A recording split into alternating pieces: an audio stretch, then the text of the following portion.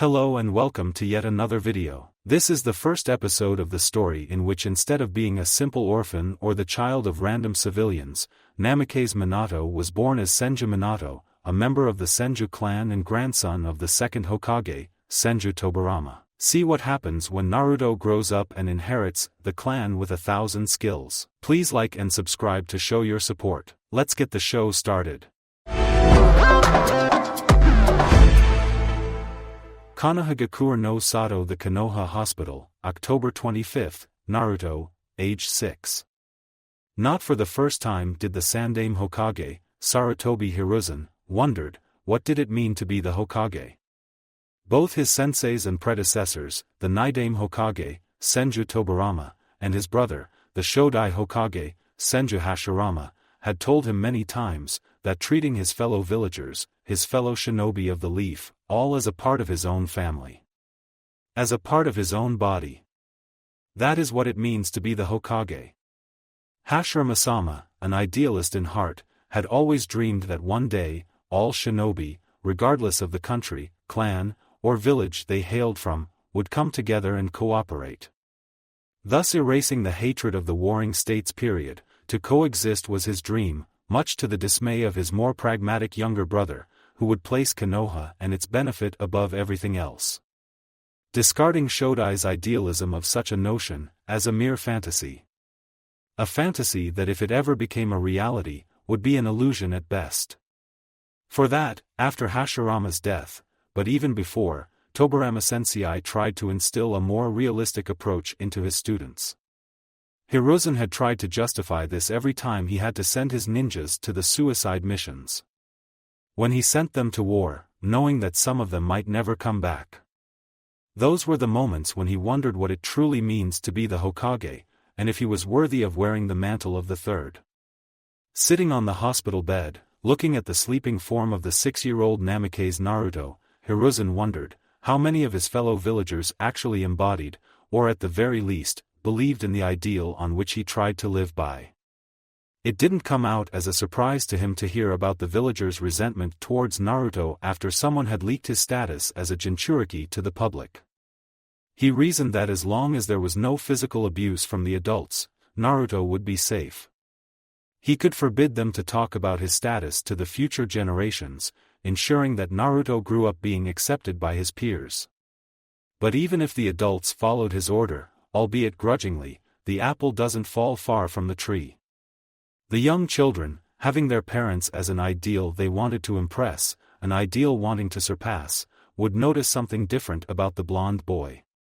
Whispers and rumors are certainly one way to mold the opinion of the juvenile mind towards someone. Naruto did not have any friends. He lived in an orphanage and was generally avoided by everyone. Alone and weak prey for stronger to devour. Nothing in his memory suggests he held any previous resentment towards them. Hokage-sama. Yamanaka and Noichi woke him from his inner thoughts. He went to the playground with the intention of making friends, as per your suggestion to him, the day prior. Unfortunately, the 3 9-year-old boys didn't like the idea of that boy being in their company. Before he unleashed his chakra in form of the wind element, they started picking on him, calling him names, even hitting him a few times. Inoichi paused for a second, moving his gaze from Hiruzen to Naruto, and back again. And only after that, he did what he did. No previous elemental manipulation or even any shinobi training I found in his memories. Not even the intention of purposely killing them the way he did, before he passed out from the shock. What about his life in the orphanage? Hiruzen asked, ruffling Naruto's hair while he slept peacefully on the bed. He would take him and treat him with some ramen on a few occasions, but would never ask the boy about his actual life. A fact he was ashamed of right now. He promised Kushina that he would take care of her son, yet he failed. The worst part was, it looked as if he did not even try to change anything. Inoichi looked at him with a small frown. I can say it's not a healthy environment in which a child should grow, Hokage-sama. The Hokage's eyes widened at that. Don't tell me. The Yamanaka clan head picked up his shock and quickly said, no physical abuse happened, Hokagesima.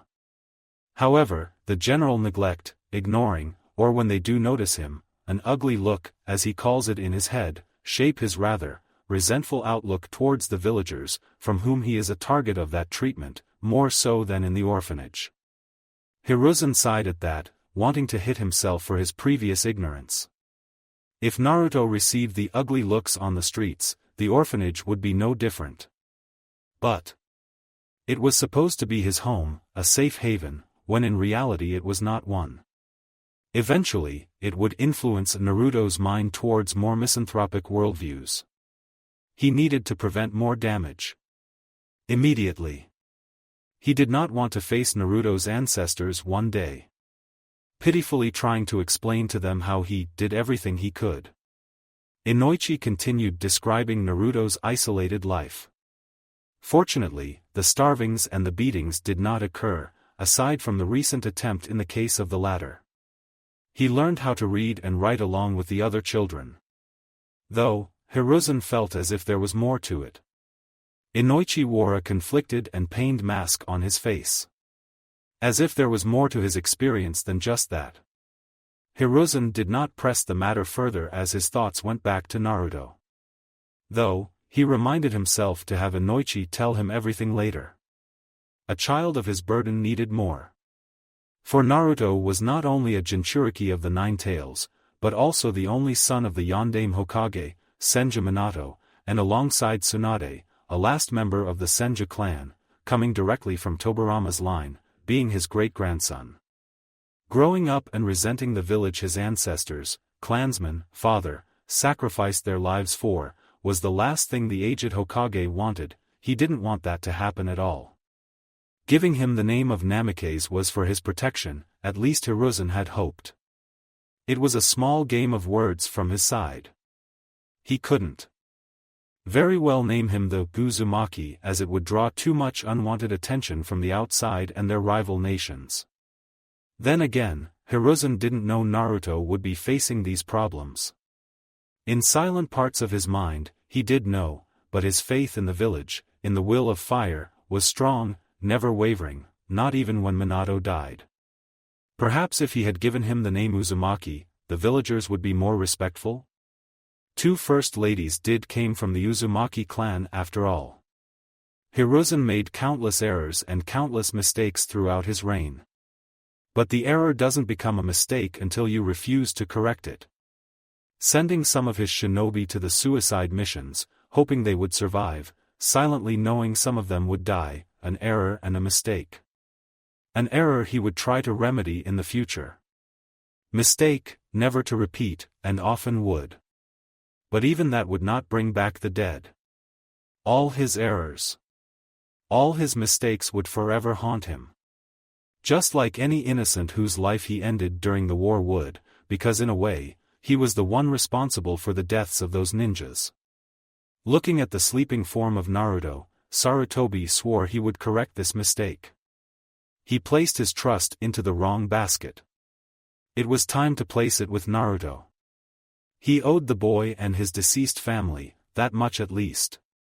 He called out to his nearby ANBU before doing anything. Cat, summon the head council to the meeting chamber in 30 minutes. 1. The ANBU in question simply nodded and went to fulfill the task she was given. Promptly standing up, he addressed Inoichi, who was still in the room, waiting for his further instructions. Walk with me, Inoichi-kun. After making sure there were at least 2 ANBU guards with Naruto, along with giving a warning to the doctors not to speak to anyone about it, Hiruzen made his way to the office. In the meantime, Inoichi wondered what his Hokage planned to do with the council. It was no secret among the ninja population that the Sandaime and his former teammates had a clash of ideologies ever since his reinstatement, particularly regarding Naruto. Utatane Koharu and Mitokado Hamura certainly passed the transition from firm supporters of Sandaime to biggest supporters of Shimura Danzo, another elder and rival to Sandaime. Inoichi, himself being the member of the head council as representative of Konoha's intelligence division, was a witness to their constant debates but found himself supporting the Sandaime for the most part. As he, in Inoichi's mind, truly embodied the will of fire. At the meeting chamber a half-hour later, in one of the rooms, specifically meant for these kinds of meetings, the head council was gathered. Aside from the Sandaime Hokage and Inoichi who represented Konoha's intelligence division, present were Shimura Danzo, Yudatane Koharu, and Mitokado Hamura as the village elders and more in Shimura's case. Jonin Commander, Nara Shikaku, the ANBU commander, and lastly, the head of Konoha's military police force, Uchiha Fugaku, were present as well. Without preamble, the Sandaime decided, or at least thought to start a meeting that way. However, the impatient as ever, Koharu interrupted him anyway. I assume this meeting is about today's incident with the Jinchuriki? Growling at being interrupted, which Koharu had seemed to have noticed, if her sudden flinch at Sarutobi's glare was any indication. Hiruzen nodded in any case. What else could it be about? Though, he would have to investigate how they actually knew about the incident before he told them. Perhaps, a purge in the ranks would have to commence, regardless of to whom the information such as that one, would be delivered. Instead, Sarutobi said. Yes. The 3 academy students attacked Naruto-kun at the playground, during which he unintentionally unleashed his chakra in the form of the wind element. Unintentionally, said with absolute firmness, leaving no place for an argument. Have you decided what to do with him then? Koharu continued, composing herself. Though, a small hint of fear was present. Sarutobi said nothing, except closing his eyes and pursing his lips, and giving a quick nod. However, Hamura, more composed than their female teammate, in a more authoritative voice proposed. Regardless of everything, perhaps it would be for the best to place him under Danzo's protection as was suggested before. Hiruzen was not surprised by his idea. If it could be called one. He was going to deny it in any case. But he allowed Hamura to continue speaking, at very least to hear more of his reasoning. Even though it was not the first time he made such a proposal. Given his mental state and the future development of the same, I believe it would be in the village's best interest that the Jinchuriki be trained by Danzo. His affinity for wind, a strong one, is an even bigger reason for that. He nodded towards Danzo, who in turn, nodded as well. I agree with Hamura. He looked towards Hiruzen then. The boy should be given to me, at least while he's still young and malleable. You know this incident will affect him even more than the general treatment by the populace. With me, he would not only become a trained shinobi, but a loyal one to the Konoha as well, with a better childhood than he could hope for at the moment. Danzo placed the accent on the word treatment, almost as if he was proud of that fact. Whatever your plan was for him, I doubt it would work in the long run. Loyal to you. Hiruzen scoffed inwardly. Danzo looked towards the other members of the head council. But aside from Hamura and Koharu, he only found disapproving frowns and glares, causing him to scowl lightly. He wouldn't get their support. The ANBU commander was loyal to Hiruzen first and foremost. Shikaku and Inoichi were Minato's friends, and they knew about Naruto's parentage and were thus even less likely to support him on such a case. He was on bad terms with Fugaku. Ever since the Kyuubi's attack and subsequent transfer of the Uchiha clan to the edge of the village, causing Fugaku to always speak against Danzo's proposals and voting against them when such an opportunity arose. Lastly, he looked towards Hiruzen, his former friend and rival, who strangely had a small smile on his face. I have already decided what to do with Naruto-kun, Shimura. You need not bother with your proposal any further. The same goes for you too. Koharu, Hamura. This time there was a little disdain in Hiruzen's eyes when he looked towards his childhood friends. Their knowledge of Naruto's mental state would have to be investigated. The 3 of them were the prime suspects of revealing Naruto's status to the village, no doubt hoping he would give the young boy to Danzo for training Konoha's ultimate weapon, while on the surface sugarcoating him that it was for the Senju heir's protection. Well, he would enjoy crushing their delusions even now as he did any other time. Naruto-kun will live in his home, by the right of his birth. This caused some of the council members to widen their eyes at the Hokage's decision, with Narashikaku being the first one to speak. While I do think this is the best case of action, Hokage-sama. Who will take care of his basic needs? After all, he is still just a child. And if word gets out that the deaths of 3 academy students are connected to him, his treatment will get even worse. No idle boredom was present in Shikaku as he said that. I have few people in mind whom I'd trust to take care of Naruto-kun without problem, and I will brief you all once I convince him to accept this job, Hiruzen told them. In regards to the general populace, it would be best that what was said at this meeting remains here. He looked at all of them for a few moments. His gaze lingering on the 3 elders who sat on his right side, for a bit longer. Unsupervised elemental manipulation. Inoichi, Fugaku, I trust the military police and analysis team can cover this? Both of them nodded. Inform their parents that they experimented with elemental manipulation without supervision, the same goes for the rest of the village. No connection can be made to Naruto-kun. I don't want seeds of any conspiracy theories to be planted any time soon, or ever for that matter. Inoichi, just like Shikaku and the ANBU commander, were his loyal supporters during these types of meetings. Fugaku supported him as well, more out of resentment towards Danzo than the loyalty from the heart. Still, it was better than nothing. While the council couldn't overrule the Hokage in any matter, discontent could be transferred onto the rest of the village. He was lucky that 3 clan heads were on his side. Hiruzen knew that Fugaku knew about Naruto's parentage, as Kushina and Mikoto were best friends, even if he and the rest of the Uchiha clan resented Minato for becoming the Yondaime Hokage on top of being a Senju as well. However, for all his dislike towards Minato, Fugaku was a man of honor, who rarely questioned orders, only when it would hurt the interest of his clan, like relocation of the Uchihas to the other part of the village. Something which Hiruzen started regretting as he supported Danzo in that regard. However, it was too late to remedy that, for now at least. He had to fight on another front at the moment. Hiruzen's gaze lingered on the head of the Uchiha clan, and briefly wondered if it was him who revealed Naruto's status to the village. It could certainly wash away some dirt that was placed upon the Uchiha name after the incident. And any suspicions along with it. Aside from us.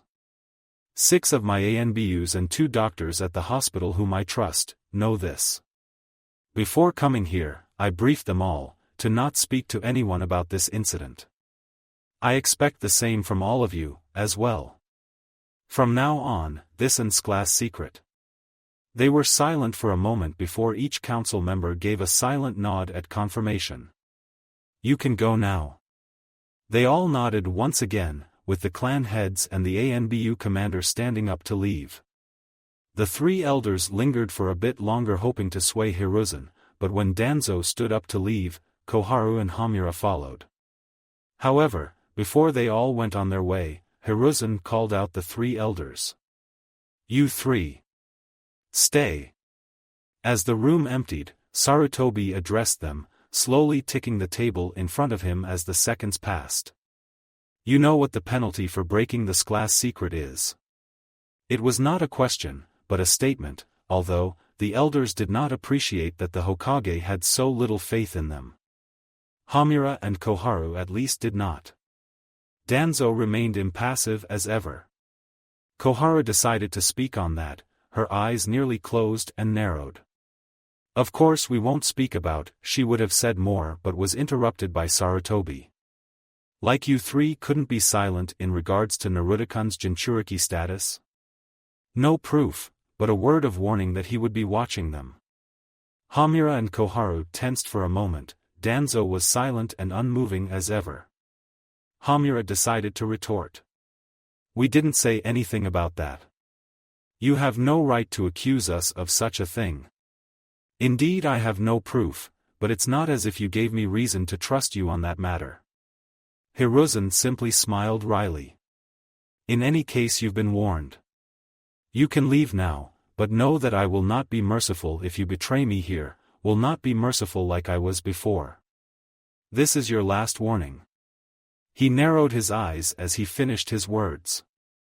The three of them nodded, even if Koharu and Hamura were displeased with their council being shut down without any argument, along with being a target of suspicions. But before they left, the Sandaime spoke once more with clear disappointment dripping from his voice as the words left his mouths. "Tobirama Sensei would be disappointed in you three with how you want to treat his only living descendant." Danzo spoke this time with a sneer, his visible eye narrowed down, and a look of disgust being sent towards the Sandaime. Naidaima-sama would not place the interest of one child, even of his own blood, over the good of the entire village. "You forget the reason why he and Shodai-sama wanted to create this village in the first place, Danzo." Sarutobi retorted, and then he smirked. "It's one of the reasons why he chose me as his successor, and not you." No retort came this time, just the sound of the elders leaving. Hammer, however, has definitely hit the nail. Slowly breathing in a tired manner, Hiruzen in his mind thought. "I wish Torifu and Kagami were my teammates, or at the very least, alive. God knew it would have been easier to deal with the other three with them there." An idea passed through his mind, an idea of a merciless action. Of the walls and floor covered in blood. But it vanished quickly as it came.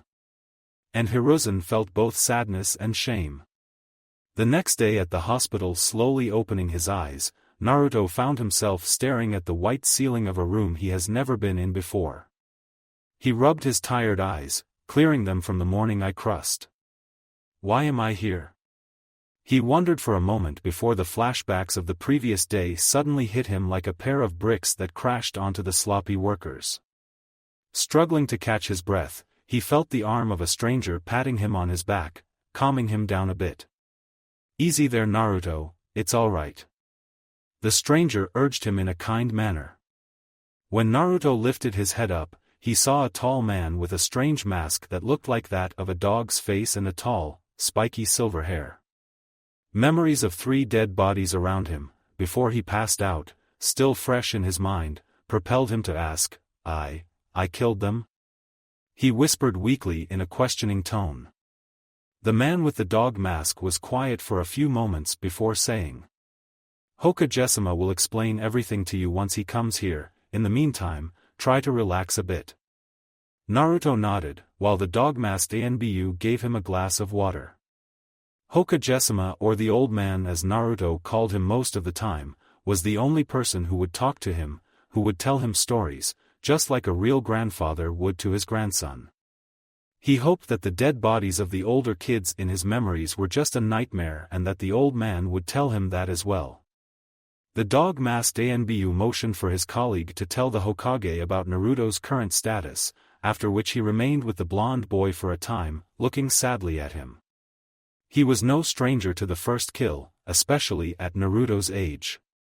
He had his own first kill when he was as old as Naruto, albeit, not on a fellow villager. If the word fellow applied to his sensei's son in this case. Since the deceased boys didn't think of him like that, when they pushed him to the limits where he ended their lives. 5 minutes passed and the Sandaime Hokage arrived at the hospital room in which Naruto was staying. Seeing his grandfather figure arrive, a small smile formed on Naruto's face as he spoke in a hoarse voice. "Old man." In return, old Hokage gave his own small smile to the young boy. "How are you feeling, Naruto-kun?" he asked him, moving to sit beside him on the white sheets of the hospital's bed. "A bit tired, but it's more that my stomach hurts. I had a nightmare." Naruto scratched his hair, trying to make sense of that nightmare as he spoke. "What was the nightmare about?" Sarutobi carefully asked. At the follow-up question, a small frown graced Naruto's face. Sarutobi suspected what Naruto was going to say. Certainly, first time experiencing death and first kill, it was to be expected. Especially at Naruto's age of 6, when he didn't even mean to do it, it would lead to initial denial. "I dreamed." I dreamed that I killed 3 older kids who bullied me. But I didn't mean to do it, I just wanted them to stop doing it." He remained silent after that, most likely still trying to deny such a notion, with his hands scratching his head, running wildly through his blonde hair. Trying to make sense of it. A part of Sarutobi wanted Naruto to remain that, a child, ignorant of his burden, even if it was impossible to do so anymore. If he evaded answering the question now, he could risk hindering Naruto's growth or even worse, direct it to the wrong road. The young boy, who was always brighter than his peers, as much as the situation and ways of upbringing allowed him, carved for 2 answers. He knew that the villagers disliked him and wondered why they did. The second question was, who were his parents? It was almost like fate. A parent's love was the ultimate form of love a child could receive. A love that could be a sanctuary for most problems. But many children who grew up in the orphanage didn't know about it, and thus wouldn't question why they didn't receive it, at least in Naruto's age of 4 when he first time asked him that. And as the Senju clan, Naruto's clan was known for their love, it was no surprise that Naruto subconsciously upheld their values. Blood is not water after all. Avoiding the answer now, or giving the wrong answer, Sarutobi risked Naruto resenting him, or even the village later on. If this incident doesn't make him resent it anyway. "Do you know something about that, old man?" Naruto asked him after a short silence. Looking at him, Hiruzen decided to tell him the truth. "I do know, Naruto-kun." He paused again and then sighed, feeling his eyes heavy with the weight of 100 stones being pilled on them. "And, I'm afraid, what you dreamt wasn't a nightmare, but the actual reality." Naruto's eyes widened again and his body began shaking, making Hiruzen grab him by the shoulder to calm him down. "Calm down, my boy, nothing will happen to you. I certainly have no right to punish you, as I'm partially responsible for this entire mess." A moment of silence passed before Hiruzen continued. "After a quick investigation, we have found you did it unintentionally as they had provoked you first. If anything, they got what was coming for them." Sarutobi didn't like the way how he addressed the 3 deceased boys, but Naruto needed to calm down, and more than anything needed moral support. He wasn't at fault anyway. And he did not need to know about the fact that Hiruzen had someone dwell into his mind, lest to frighten him even further. "As they started beating you, you unleashed your chakra in the form of wind element, after which it hit all 3 of them, causing them to lose their limbs, damage their internal organs, thus ending their lives." He waited for Naruto to process that. The end result was far worse than those simple words. "What? What will happen to me now?" Naruto asked quietly. His eyes full of fear of the unknown. "Worry not, my boy, nothing bad will happen to you. As I said, this is partly my fault. I could have done more to protect you and more to prevent something like this to happen to you in the first place." After saying this, Sarutobi stood up and walked towards the hospital's window, looking at the village, contemplating how to explain this to Naruto. He had to know the truth but needed to be sure he would keep it a secret for now. This conversation, while not the way how Hiruzen imagined to have with Naruto at this young age, and not under the influence of these circumstances, had to happen. "Naruto-kun, what I'm about to tell you, you must not tell anyone else. At least until you grow up and become stronger to defend yourself from anything that could harm you." Again went unsaid.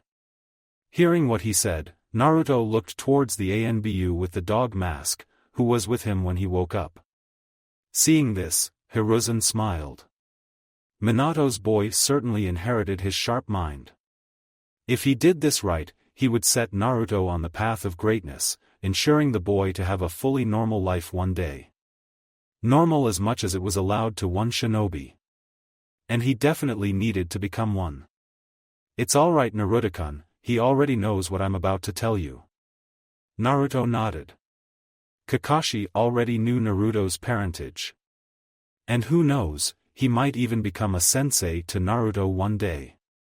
Breaking from his musings, Hiruzen started speaking again. Have you ever heard of the nine-tailed fox? A silent prayer was sent for this to pass without a problem. 1 hour later, explaining about the Kyubi to Naruto passed with no yelling or crying from the Senju boy.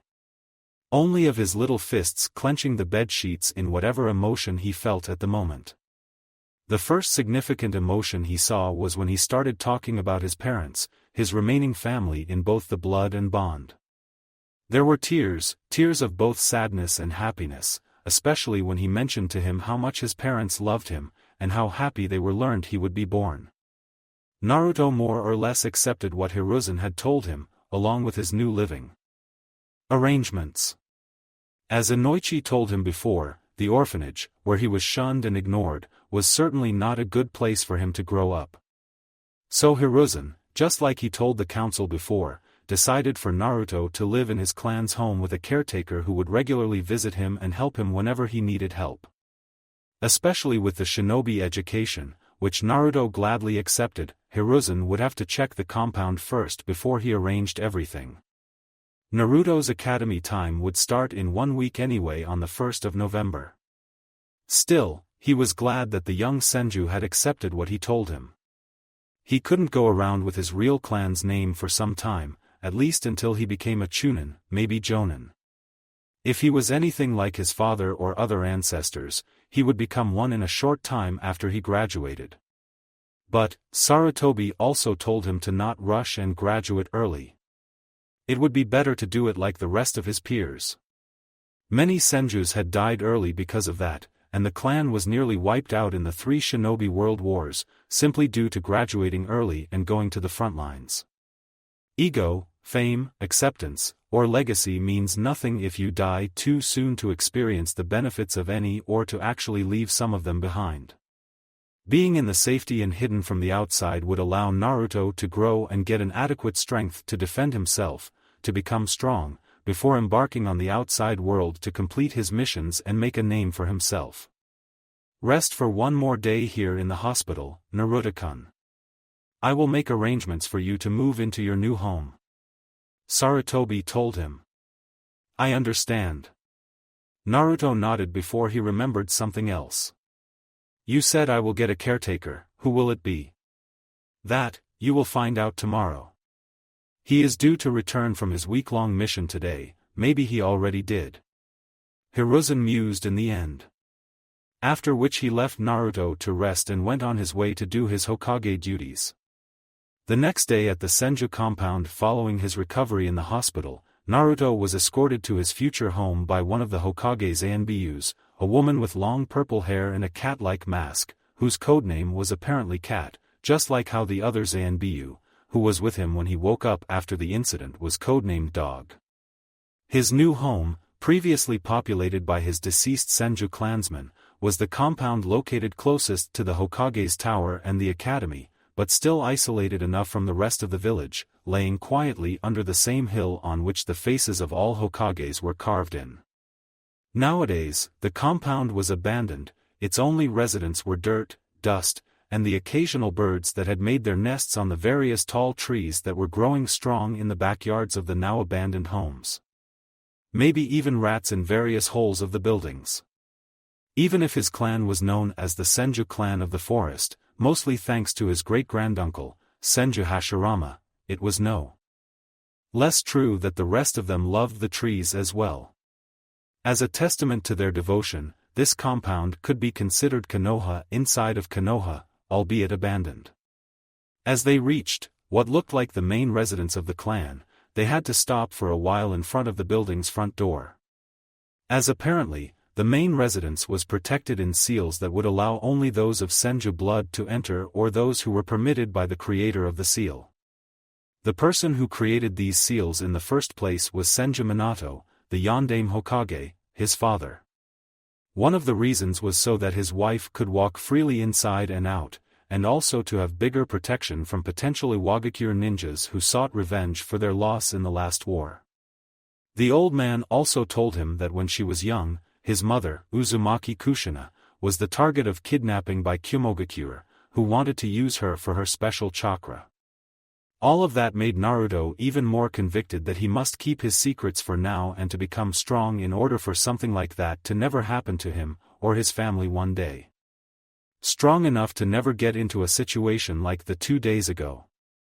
The deaths of those 3 older kids still haunted Naruto's thoughts. Would they ever stop haunting him? Shaking his head, Naruto tried thinking about other stuff to clear his mind. It was still hard to imagine that he was a member of the legendary Senju clan. Even if they had largely died out. With the 2 members remaining, Naruto knew that another heavy burden was placed upon him. Not only would he need to revive his clan one day. He needed to be sure that he would make his ancestors proud as well. While Senjus, aside from his great-granduncle, didn't possess any particular or unique bloodline. The members of the clan were known for exceeding in various ninja arts. As well as having powerful and large chakra reserves, according to the Sandaime. He wondered who his caretaker would be. Maybe his godfather, Jiraiya of the Sannin, or perhaps his aunt Tsunade. No, the old man said it would be a man. As much as he was wondering who it would be, curiosity propelled him to wonder what he would find in his future seal's protected home. Maybe a library with his clan's techniques? The old man told him that when the village was created, as a clan known for 1,000 techniques, the Senjus donated much of the lower-ranked to mid-ranked jutsus to the Konoha Shinobi library so that it could help non-clan aligned potential ninjas to develop. However, they kept much of the higher-ranked ones for themselves. It would have been dangerous to give them away, as you would never know what damage could have happened if they found themselves in the wrong hands. For the first time in his life, Naruto wanted to explode with excitement. Not long after, Sarutobi Hiruzen arrived with another elderly man, whose gray hair was tied in a small ponytail, all the while his face was marked with a kind smile that never seemed to fade away. Naruto-kun, allow me to introduce you to Mariboshi Kosuke, your new caretaker, Hiruzen announced. Pleasure to meet you, Naruto-kun, Kosuke said with his usual smile. Likewise, Kosuke-san. Responded Naruto with a smile of his own, extending his hand to greet the kind old man. As I already told you before, Naruto-kun. The main residence of the Senju compound operates with seals that were placed here by your father. However, after his unfortunate death, I had Jiraiya place alarm seals around the house to warn me if anyone ever tried to break inside. Naruto nodded and proceeded to ask a question. Has anyone ever tried to break in? Sarutobi nodded. Indeed it has. But there was only one such case. A newly promoted Chunin, Mizuki, attempted to break through, around 4 months ago. He walked over to the wall and simply knocked 2 times, for which a small wave of blue chakra was sent on all sides, like a rock falling into a puddle, eventually fading away into nothingness. See? The examples of seals your father has made. Even if you hit harder you will find it hard to break through. Mizuki of course tried to do it, but the additional seals Jiraiya placed alarmed me, and so we had him apprehended. So how will Kosuke-san here actually be my caretaker if he can't even enter? Hiruzen simply smiled at the young boy. Indeed he won't be able to enter the main residence. However, not the entire house is covered in seals. There is a segregated part, specifically meant for guests. Kosuke will live there. Sarutobi explained. However, it will be up to you to clean the rooms of the main residence, as only you can enter inside, Naruto-kun. Naruto nodded in understanding, while Kosuke was silent. He certainly didn't expect this turn of events. He didn't even consider himself worthy of becoming a caretaker or tutor to Naruto. But he owed that much to both the Yondaime and Nidaime. Hiruzen told him that out of all people in the village, Naruto could grow up to become a good man, only under him and his, nearly 50-year-old experience. Kosuke knew that Hiruzen was not sugarcoating, but actually meant every word he said to him. Flashback Sandaime-sama. While I don't doubt your wisdom in regards of arranging a new life for Naruto-kun, I must politely refuse your offer. I'm not worthy of teaching young Naruto, and I'm certain there are more worthy shinobi in the village who are. Kosuke quietly answered to Sarutobi after hearing of his offer. Sarutobi only sighed and looked at him. Kosuke, I honestly doubt there are. I refuse to allow any of the clans to adopt Naruto-kun on the principle that it would create unbalance and division or even jealousy among them. Had he not have problems with Orochimaru, I would have put him in the care of Jiraiya, but as we do, I have no choice but to look for an alternative. He paused for a moment, before continuing. Jiraiya has tried to locate Tsunade on few occasions, but aside from running into her debt collectors, or casinos she visited, he had found nothing. And we discarded that option. If Tsunade doesn't want to be brought back to the village, then so be it. Kakashi is in the ANBU and is needed on the field constantly. Plus, with his emotional trauma from the losses of the last war and from the Kyuubi's attack, I fear he is not suitable enough to raise Naruto-kun with his psychological condition. I'll give him a few more years to find a way to cope with his losses, and then I might place Naruto on his team if he gets better. Kosuke remained silent as the Sandame's words flooded his ears. Kosuke, I know you still blame yourself for your comrade's death, but just like Tobirama Sensei had told you once before, I will tell you now. Use that mistake, that experience, your knowledge, and pass it to Naruto. I made more mistakes than you, my friend. But brooding and punishing yourself will not bring back the dead. Ensuring we don't repeat them will prevent new graves, tears, and hatred from emerging. For we are shinobi and we endure. And I'm sure Tobirama Sensei would not want you to beat yourself anymore. He would be glad that someone like you is tutoring his great-grandson. Sarutobi remained silent after that. Kosuke thought about many things. Would Tobirama approve of this? Would he find him worthy of training and educating his great-grandson? Those questions loomed in Kosuke's mind. But knowing the man and his personality and fighting alongside him on many occasions answered Kosuke's question. Almost like he heard the words of the man himself. I accept the assignment to become Naruto-kun's caretaker, Hokage-sama. Said Kosuke professionally. End of flashback. After that, he and Hiruzen have talked about how Kosuke would raise Naruto, how his education and shinobi training would be delivered, and many other plans. Kosuke was sad to hear about the new burden that had been placed on the boy. He hoped he could help him to overcome the guilt of unintentionally killing 3 academy students, even if in Kosuke's opinion, Naruto was not guilty at all. But if he did feel guilt for it, then it only convinced Kosuke that the young boy would grow up to become a splendid man one day. Well, I will leave you two to get to know each other now, Sarutobi said. Listen to what Kosuke tells you, Naruto-kun. You won't regret it, and will learn much from him. He addressed to the young Senju. I will, old man. I won't fail you. I promise. Naruto announced with a smile and conviction in his blue eyes. It was rather refreshing to see this new aura that emanated from Naruto, Sarutobi thought. He had high hopes for this arrangement. Now, he only needed to inform the council of it and to make sure certain members do not meddle in. Even if he warned them on their last meeting, he doubted that all of them would fall in line immediately. Those 3 have become too confident with their positions in the last few years. But even if he didn't trust them as he used to, Hiruzen still recognized their value. Danzo's route was a necessary evil. And despite all of their faulty views, Koharu and Hamura were good administrators who had kept the village's hierarchical system running, thus easing the burden he had to carry for the village's sake. One thing he did know is that the next few years would be interesting, particularly watching Naruto's progress.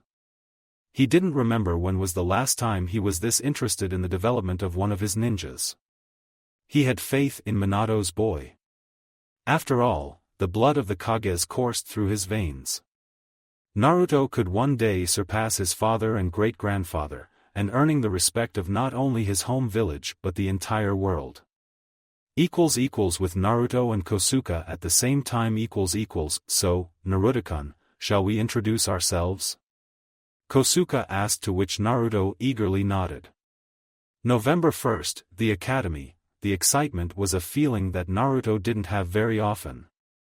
In fact, he could list the times he'd been this excited in one breath. His birthday, when the old man visited him and took him for some ramen, the moment when he moved into his new home were those moments, and having a caretaker, a substitute for parents in his case. And now he had another one. Remember what I have told you, Naruto-kun. Listen to your teachers at the academy, do what they tell you. And when you finish your classes, we shall begin your shinobi education right away. The voice of his caretaker brought him from his thoughts. Better we don't waste our time. Naruto turned to him, with a determined look, and answered. I will, Uncle Kosuke. However, he suddenly faltered, which made Kosuke frown. But will the teachers at the academy be okay with me there? No doubt, they know about the Kyuubi. He asked in a hushed voice, so the others would not hear him. You need not worry about it, Naruto-kun. Hiruzen told me he made sure that the staff knows not to sabotage you or anything, and he has picked the teacher for your class by himself.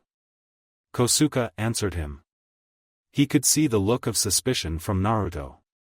They were standing in front of the academy's entrance, along with more than 100 parents and their children who aspired to become shinobis of Konoha, yet still a bit away from the rest of the crowd.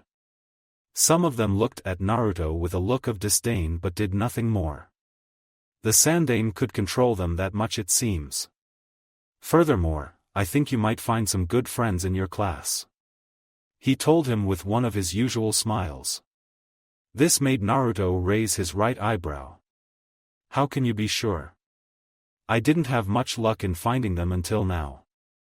He kicked a small rock that laid by his feet, sending it flying away. You will see. That was the only answer he got. But Kosuke knew that Hiruzen picked this class specifically, for it included 7 of Konoha's strongest clan heirs and members. And some of those clan heads apparently knew about Naruto's heritage, so they might not be against their children being friends with him. They were at least more informed than your average civilian, but only time would tell. I hope so, Naruto muttered. Not long after, one of the academy's staff members arrived at the front door and told the students that they must be at their assigned classroom in half an hour. As some of them scrambled to enter, Naruto decided to stay aside for now. He had time after all. Good luck, Naruto-kun, Kosuke told him and bid farewell. Thanks. As the dust settled, Naruto moved into the academy. While walking through the hallways he saw many of the older kids either walking or standing around, chatting, and whatnot. No one paid him any mind, but that was good enough for him. He looked around the signs that pointed the room I-4, hoping not to get lost. Luckily he didn't, and before long he arrived at the place where he would spend his early mornings till noon, for the next year. As he entered the room, he noticed that the desks were covered with accessories, bags, and various items that belonged to his classmates, even if not all of them sat in their seats at the moment. Looking around, he saw a free seat at the back row near the window, only 2 boys sitting there. Perfect. It would be better to remain behind, away from the center and attention. No doubt, once the parents of his classmates hear that he is in the class as well, they'd try to influence their children negatively on him. Finally knowing the reason why the adults disliked him, brought a semblance of peace to Naruto's mind. He didn't like it, but he could understand them. It wouldn't mean that he would allow them to walk over him though. Is this seat taken? He asked the 2 boys with caution, once he approached them. No, feel free to sit.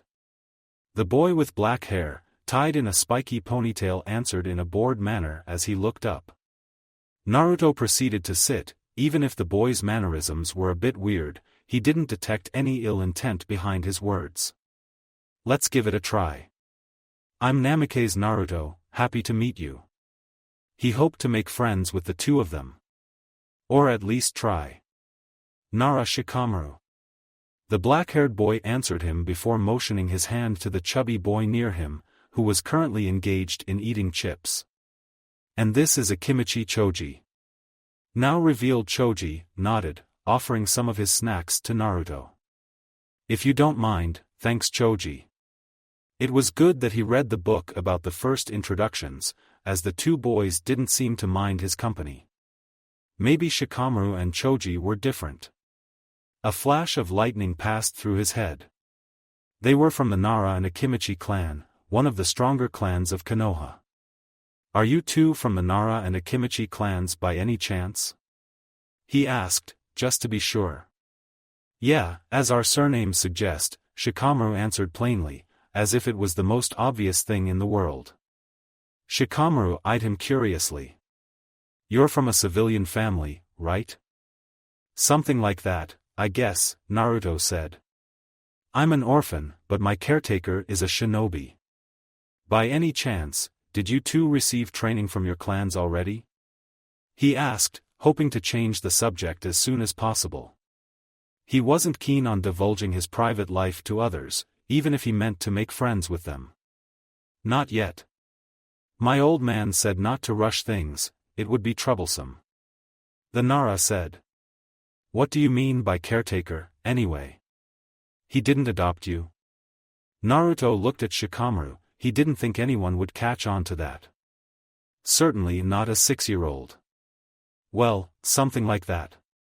He vaguely said. Old family bonds. As I'm an orphan, he took care of me. Naruto hoped his answer would satisfy Shikamaru. He needed to keep his heritage a secret, at least for now. Luckily, Shikamaru accepted the answer. Do you know anyone else from the class, by the way? He asked them, further changing the subject. Blonde girl with short hair is Yamanaka Ino. This time it was Choji who answered his question, pointing at the said girl who was engaged in girlish conversation with another pink-haired girl, with a piece of chips in his hand. There are some other clan children here. The boy they are giggling at is Uchiha Sasuke. Shikamaru said, rolling his eyes. Instinctively, Naruto narrowed his eyes for a moment. While Kosuke didn't start his practical training yet, he did tell him a lot about the village's history. Together with the old man Hokage, when he visited a few times last week.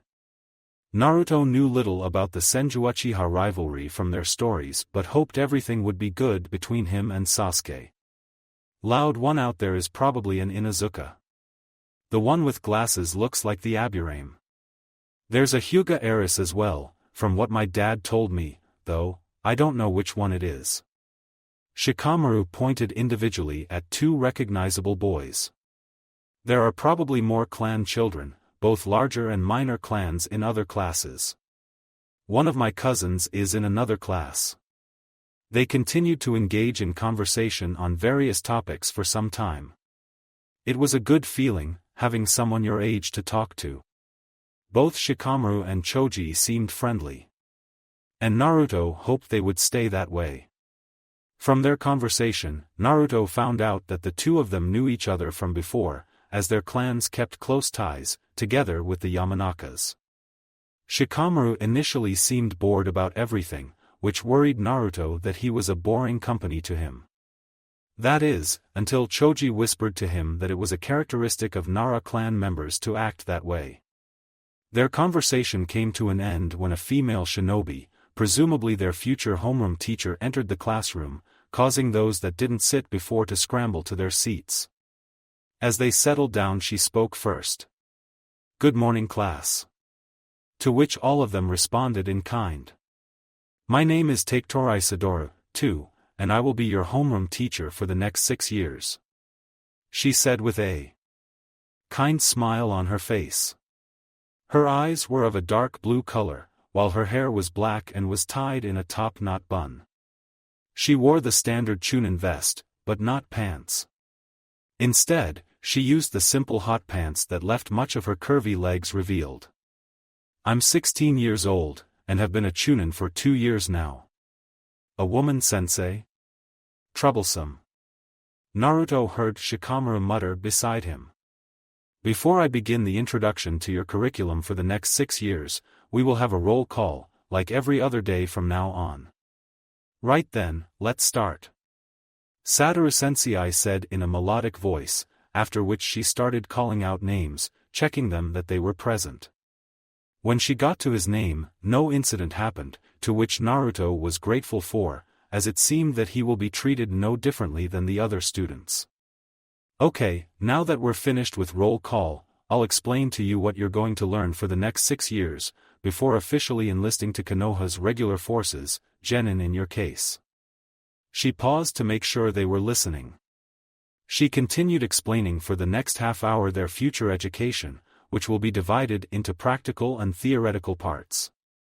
At the end of every 4th month, they will have an evaluation from the subjects that were taught during that year, in both practice and paper, theoretical part. From practical, during their first year, they will learn to mold chakra, basic chakra control that they will have to expand to other versions when they become genin, hand seals, and initial taijutsu and bokujutsu. From the theoretical part, which will be more present in the first 4 years, less in the last 2, but present for the entire time, they will have mathematics, history, geography, and shinobi culture, which Naruto assumed will cover the shinobi hierarchy, organizational system, ideology of will of fire, etc. Human biology will come in with further branching of bokujutsu. Genjutsu will be covered from the 3rd year on, later on with the basics of fuinjutsu and the introduction to medical ninjutsu in the last year for those who are interested in such art. Remember one thing that our esteemed Naidama-sama used to say that is important for shinobi to take care of. Those are mind, technique, body. She told them in the end, before dismissing them during their first day. Great-grandfather's words. It stuck to Naruto. Mind, technique, body. It was easy to memorize them, and all in all, Naruto couldn't wait to start. After the academy, "Hey, Naruto." He heard Shikamaru calling him as he exited the academy. "Me and Choji are going to the playground now, want to come with us?" he asked him. At the mention of a playground, Naruto's entire body froze, and his eyes widened immediately. The playground was the last place he wanted to be. Memories of dismembered limbs and hands and 3 dead bodies suddenly hit him, but he managed to compose himself. Maybe next time, I have something to do. Now, see ya tomorrow, Shikamaru, Choji. He quickly told them, before running back home, making sure nobody saw him as he entered the compound. Seeing his blonde classmate running off so suddenly and his demeanor from before made Shikamaru frown slightly, and made him wonder if there was something more regarding this. From the little time he spent with Naruto before the class started, he could see that he was rather smart for his age, like him in a way. Naras were known for their intellect, which was a trademark they were famous for. But the orphan such as Naruto was knowledgeable about many things. Not to mention his eyes, who were a bit uneasy from time to time. Was he missing something here? Maybe Naruto was simply shy before getting more familiar with someone. He would investigate it some other time. For now, he would go with Choji and play, probably before his mother started nagging him for not coming home early. As Naruto reached his home, he found Kosuke clearing the large pond from leaves that had fallen from the nearby tree. The backyard of the main residence where Naruto and Kosuke lived has been covered in grass and bushes that have spread around due to the years of neglect. For the first day after meeting Kosuke, the two of them decided to clear the main residence's backyard, which took the entirety of their day. During that time, and the following week, Kosuke told many stories to Naruto, missions he had with Naruto's father and great-grandfather, and a lesser-known grandfather, Senju Bishamon, who died during the middays of the Second Shinobi World War, leaving his son, Minato, practically an orphan. Just as many other Senjus like Tsunade's younger brother, Nawaki, died during that war, further crippling the clan, whose numbers already dwindled in the first one. According to Kosuke, Bishamon was among the most powerful shinobis of Konoha at that time. While he never mastered the Flying Thunder God technique like his father, or like his son later would, Bishamon was a master of bokujutsu in every branch, especially when he combined it with his wind element. Dying during the battle against the Sandaime Raikage, sacrificing himself to hold off the enemy so his comrades could retreat. Similarly how his father held off the Kinkaku unit, protecting his students. Albeit, unlike the Nidaime who died from wounds in the village later on, but not before killing the Gold and Silver brothers, 3, Bishamon did not survive or kill the Sandaime Raikage in the process. While spending time with him, Naruto learned many things about Kosuke as well. His caretaker apparently, even after 40 years, still blamed himself for the deaths of his comrades during a mission a long time ago, which caused him to always try and sacrifice his life during the missions, something which many people, including the Sandaime Hokage, constantly reprimanded him about. Noticing him approaching, Kosuke stood up from the pond before greeting him and asking him about his first day at the academy. "It was great, Uncle Kosuke. Turns out, there are a few clan heirs in my class. I got to know 2 of them, Nara Shikamaru and Akimichi Choji. We sat together and talked about countless things." As Naruto continued retelling about his first day at the academy, Kosuke could only smile. It was good to know that the Nara and Akimichi were not prejudiced against the young Senju. Their parents knew about Naruto's heritage, so they might have instructed their children to be nice to him, or at the very least, like they would to everyone else. Although from Naruto's words, no such thing could be detected. It seemed they were genuinely nice. "You picked a good class, Hiruzen." Kosuke knew that he would need to help Naruto overcome his guilt sooner or later, after hearing why he came home earlier. He, himself needed to fight his own demons. But he was 62, while Naruto was only 6. The boy must not make the same mistakes as him. Teaching Naruto to become a shinobi and more importantly, a good man, was part of the legacy he wanted to leave behind after he died. "Well Naruto-kun, seeing as the academy is over today, how would you like to start your training early?" he asked him. "I'm ready, uncle." It was a nice feeling of having someone refer to him like that. He never married and his family was long dead. He considered his village as his family. A notion that the Nidaime told him to follow. But this was different, it was far more satisfying. "Let us begin then." "That would be all for today, Naruto-kun," Kosuke said to him as their daily training regime was finished. Every day after the academy, where Naruto would spend around 8 hours from the early morning, he would train with Kosuke for the rest of the day. Initially, it was just like in the academy, only chakra control. A long and tiresome exercise that seemed pointless at first. Learning necessary hand seals was at least somewhat more interesting. After the first 2 weeks, he began learning the basic taijutsu katas that were also the first steps towards the more advanced taijutsu styles.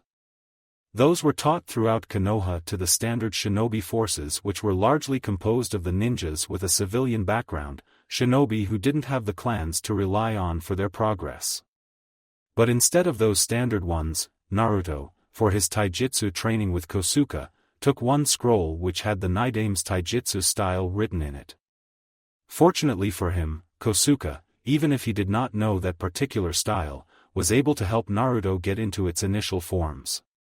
But the style itself was a lot more complex than it seemed at first hand. It was based on the agility and speed, which had also made his great-grandfather famous. Speed and agility that Naruto didn't have at the moment. "I must also regrettably inform you that I have a mission tomorrow." Naruto's face morphed into a frown-up as he heard that. "How long will it last?" "1 week at most, unless something drastic happens." Ever since the first day he met him, Naruto knew that Kosuke would have to, sooner or later, return to do missions, albeit not as often as he used to. "I have prepared everything that you will need for the time I'm not here." He continued listing things as they sat on the nearby garden bench to rest. "If you need anything from the village, don't hesitate and use the transformation technique you were taught." He could do that. It was the first technique Kosuke had taught him after he properly learned how to mold chakra. Aside from that, he had also learned the body replacement technique and the body flicker technique just last week, but not after being drilled into the long chakra control exercises of the tree walking and the water walking, much to Kosuke's dismay after finding out that the tree and water walking were taught only once one became a genin. Being a Jinchuriki and having the large chakra reserves, both from the beast that was sealed inside him and blood of his clans, it was prudent for Naruto to know them. After finishing his duties with Kosuke, Naruto went inside his house, getting himself something to eat, before going to his father's working room within the building, which was also the office of his grandfather and great-grandfather in their time. It was a rather large room with no windows as it was located in the middle of the residence, flanked by other rooms from both sides, plus connected to the Hokage's hill directly. The first time he entered the room, he was in awe of the countless books he found. From history books, to geographical, religious, adventurous to even the 3 romance books that the old man always read. And the dust. Everything, along with the rest of the house, was covered with it. Naruto had to clean it all himself, for no one else could enter those parts of his home, but him. For the first 2 days after moving into his new home, Naruto had spent his free time reading whatever had caught his hand first. There were countless instruction manuals on how to be a shinobi, introductions to different ninja arts, including the elemental manipulation and the training regimes that the Senju clan practiced during the Warring States era. But aside from the introductions, there was not much more on those topics. There were various other scrolls with different techniques, but they were up to the brank at most, apparently. Still, you do with what you had at hand. He showed some of the training regimes from the Warring States to Kosuke, to which the man smiled and told him that the Nidaime would also drill all of his students with the same heat. Nonetheless, Naruto easily found out why his clan was feared during their time. To even use the resistance seals contrary to the more common weights. It not only increased their already large chakra reserves but also the speed during the battle once the seals were turned off. It made Naruto ponder on how his clan got decimated so easily with the power they possessed. The Sandaime had told him that many of his clansmen, being the prodigies in their own rights, graduated early from the academy. And considering the village was in a state of war with other nations a large part of its existence, they had no choice but to deploy the young when needed. Naruto sighed. As the old man said, you learn from your mistakes. He hoped not to die early, as life was just getting better. Since Sunday was the day off with no classes. The only day during the week they had that generosity, Naruto could stay awake a little more. Currently, he was reading the official history of the Third Great Ninja War, battles that were fought, particularly the battles in which his father has fought, and his rivalry with the son of the Third Hokage, who was also a designated heir to the seat of the Hokage, being the Yondaime Hokage now in his own right. Along with the dictionary book for any word he did not know the meaning of to help him right away. Completely lost in time as he read, Naruto ignored a loud hooting of the owls from the outside. Eventually, a small yawn caught him and he accidentally pushed a wooden cup to the back of the table which was a mere inches separated from the wall, with just enough space for the said cup to fall through. Luckily it was empty, so the floor wouldn't get wet and no damage to the parquet would be made. Plus, he wouldn't need to try and move the supposedly unmovable table that had looked like it grew from the ground floor itself. Ugh, getting clumsy like this, Naruto grumbled as he stood up over the table to try to pick up the cup. But as he leaned forward and moved his hand over the small space between the table and the wall, the built-in bookshelf to his left side started moving slowly further left, catching him off guard. What is this? Waiting for the bookshelf to stop moving, which it did, Naruto completely forgot about the cup and turned his attention towards the bookshelf. Now fully moved, a place where the bookshelf was formerly at place, an entrance to the moderate-sized tunnel that went deep into the hill with staircases going down and sconces at the wall supporting the potential torches was revealed. Looking down the place between the table and the wall, Naruto saw a glimpse of a wooden cup that was on top of a rather unnoticeable switch from a normal point of view. Cup must have triggered the opening. and a bookshelf acted as the door. As he had a free day tomorrow, Naruto decided to investigate it further into the night. Taking a nearby lampshade with him, he started walking into the tunnel. At the very entrance, he saw another switch with a similar shape like the one behind the desk, only on the wall. Figuring it will simply close the door, he turned it on, proceeding to walk further into the cave and carefully stepping on each stair, his right hand holding the lampshade, the left one leaning on the wall as walked down. The wall on which he leaned was layered in the invisible chakra, invisible to the normal eye, similarly to the walls of his home, a layer of chakra that prevented outsiders from coming in. I will need to have some torches placed here one day. After 10 meters or so of the quiet walk, he finally got to another room, larger than his own. There were various bookcases on the edges, and one working table to his right. This must be the clan's secret library. One that only the current clan head would have known of. What would happen to this place if my father had died childless? He didn't want to dwell on that thought, proceeding to look around. Bamboo and wooden scrolls, instead of the usual paper ones, were, for the most part, the most populous inhabitants of the various bookcases that graced this large room.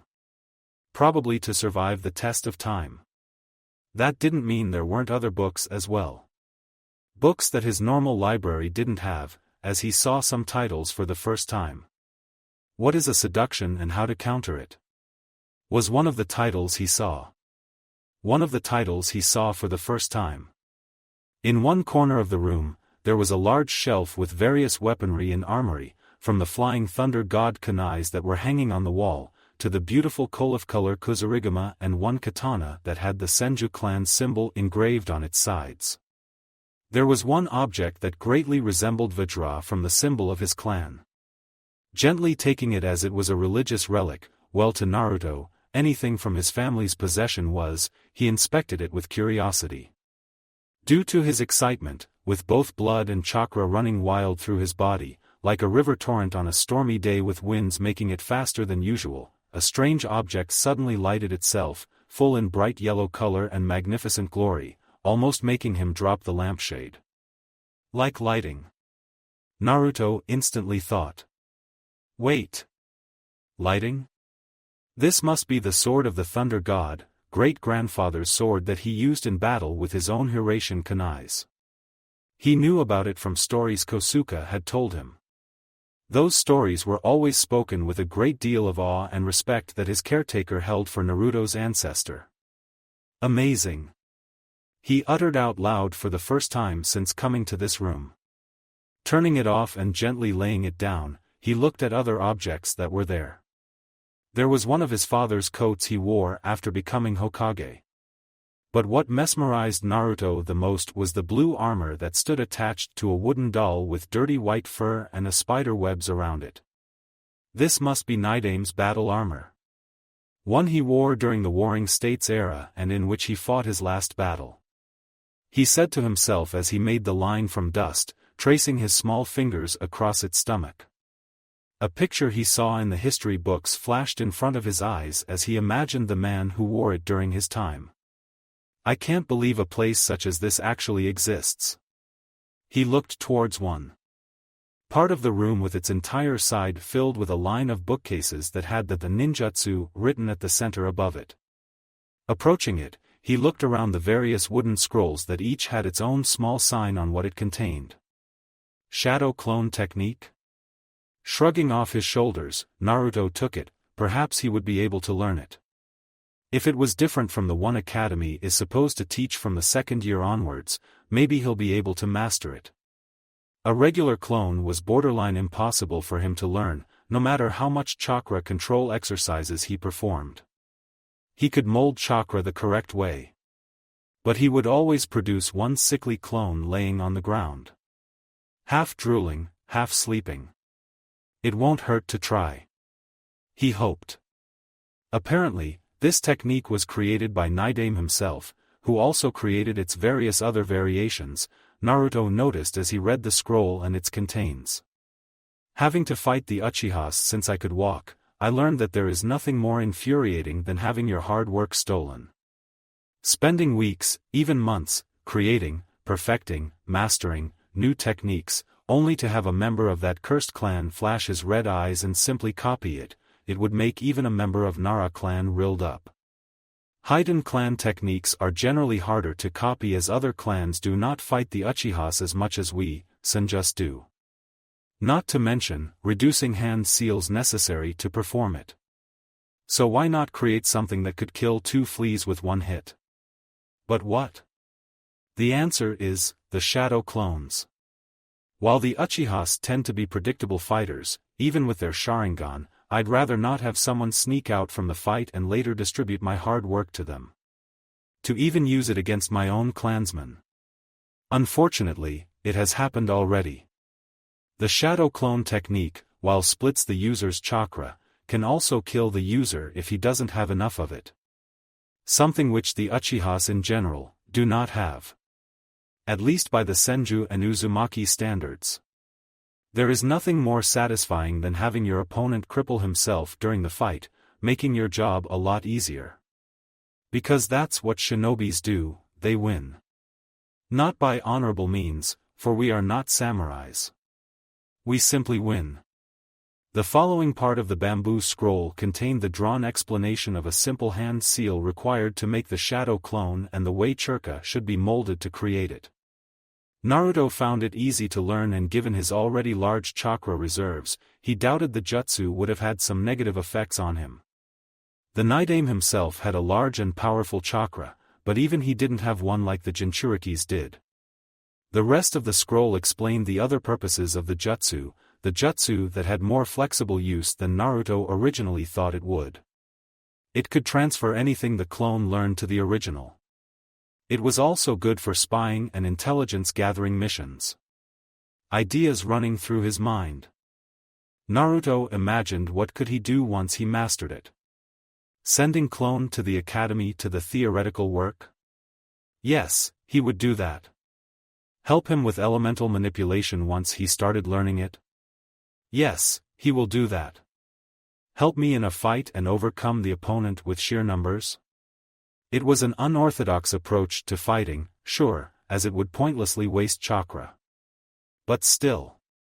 This jutsu was a goldmine of possibilities. He did not fight a foolish grin from appearing on his face as he fantasized about it. At the thought of elemental manipulation, Naruto looked around the other bookcases of the room and found few that had countless scrolls for each element. While his regular library had those as well, this one had the advanced and higher-ranked techniques, as well as the theory and explanation from which he could develop some techniques further. Looking around, he saw one book about the theory behind the bloodline mutations. But for now, he would not touch that. He would go step by step. He returned to his room not soon after and went to sleep, snuggling in his warm bed. Though the snow was not present, it was still January, and the nights were cold. He had a free day once he wakes up, and he was going to use it the best way he could. Tomorrow, outside of Naruto's house, standing in the middle of his backyard where he had usually practiced his taijutsu and basic kenjutsu with Kosuke, Naruto prepared himself to perform the shadow clone technique he had read about last night. Kosuke already went on a mission. And Naruto had to imagine his face once he saw him do it. Inhaling then exhaling a few times, Naruto made a shadow clone hand seal, molded chakra the way it was needed, and poured as much as he could into use, in the end saying, "Shadow clone jutsu." As soon as he did that, everything around him was covered in smoke. The Hokage's office, sitting in his office, overlooking some paperwork that he was buried in, Sarutobi suddenly felt a large surge of Naruto's chakra coming from the east, his home. Not thinking about paperwork for a second anymore, Sarutobi body flickered out of his office, his ANBU guards following him in his wake. As soon as he arrived at the Senju compound, he was astonished by the sheer number of blonde heads that covered the surroundings. Even the roofs of the nearby storage buildings had been covered with them. Quickly composing himself, while some of his ANBUs were still in a state of shock, he decided to approach the young Senju and get some answers out of him. "Oh, good day, Hokage-sama. What brings you out here? Naruto asked, grinning like he never did before. Proud of himself with the amount of shadow clones he made. Senju Tobirama, in the scroll, suggested that those who had large chakra should make 10 clones at most, even if he himself could create more than that. Mostly for the sake of effectiveness. Although chakra would return to the original user, unless of course completely wasted from the clones. Side or dispelled during the combat. It would be a strategic blunder to leave the main body weak, even for a moment. Neither Sharingan nor Byakugan could see through it. And the Naidame was not the man to take the risks needlessly. Naruto-kun, what were you thinking using this jutsu? Don't you know dangerous it is? He questioned sternly. What was Kosuke thinking of teaching it to you? Uncle Kosuke didn't teach me shadow clones. Naruto said. Mirth in his eyes was still present, though his face looked like it was made of flat stone. Then who did? The Hokage questioned further. Naruto for a moment looked towards the other ANBUs who were present, all of them looking at him behind their masks, but the gaze of their eyes was felt upon his body, then towards Hokage himself. I found a scroll about it in my library. He omitted saying which library. If old man could figure it out somehow, he would keep it to himself. As the head of his own clan, he should understand the need to keep some things secret. Sarutobi in the meantime wanted to slap himself for forgetting that it was his sensei who created that jutsu. Of course he would have it personally, even if he declared it to be a kinjutsu. One of the few kinjutsus that many shinobis didn't want to use even if they had some desire. I see. But you should know it is dangerous. Some ninjas died trying to perform it. He told him, still serious from the entire situation.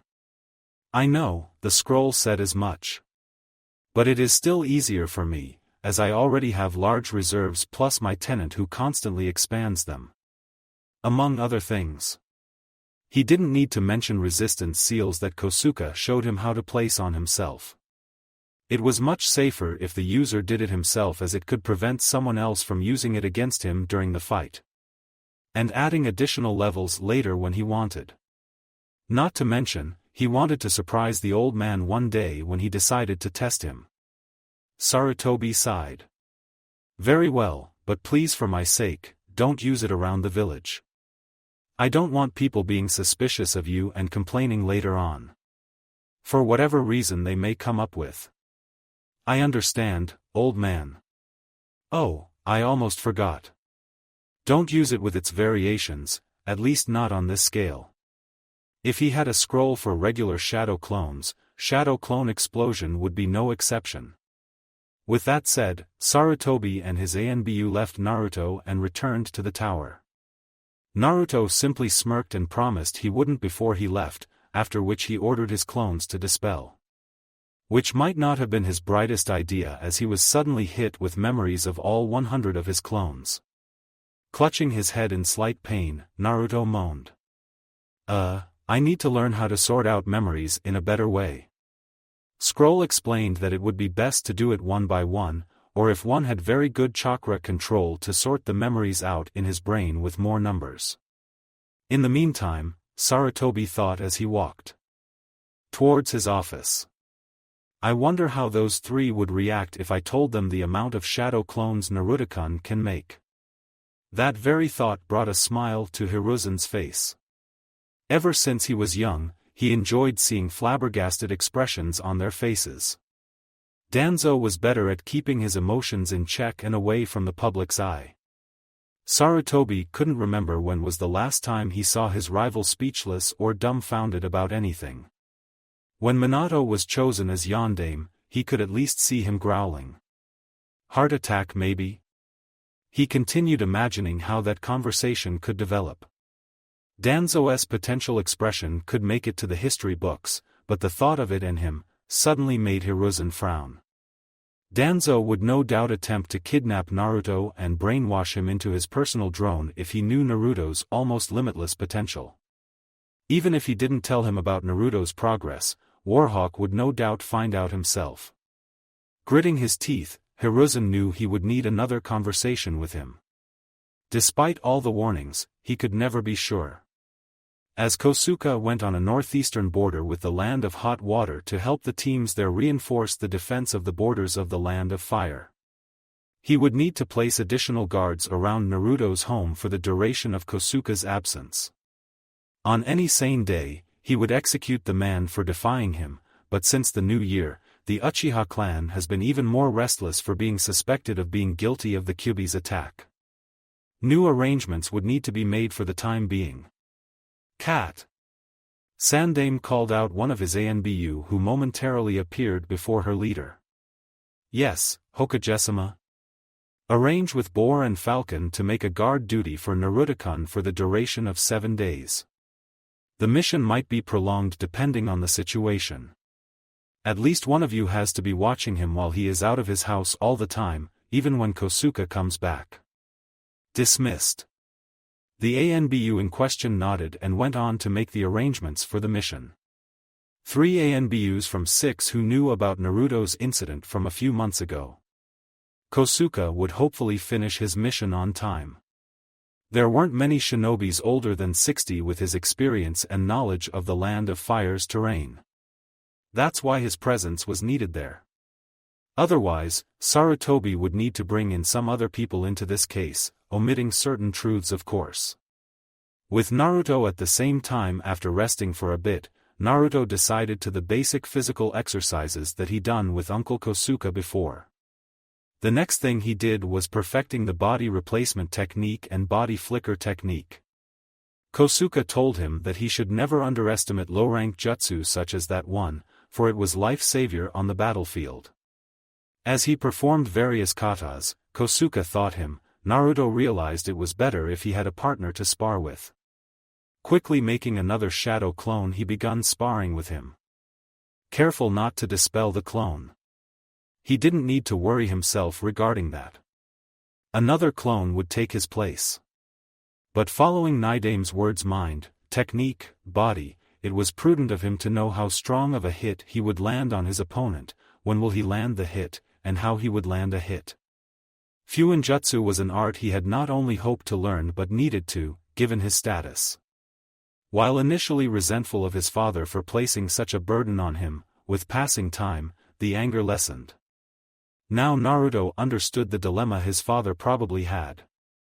The Shodai Hokage, Senju Hashirama, was the one who captured the Kyuubi and other tailed beasts. Forcing someone else to carry the weight and balance of the elemental nations was out of the question. Being the Hokage at the time didn't help either.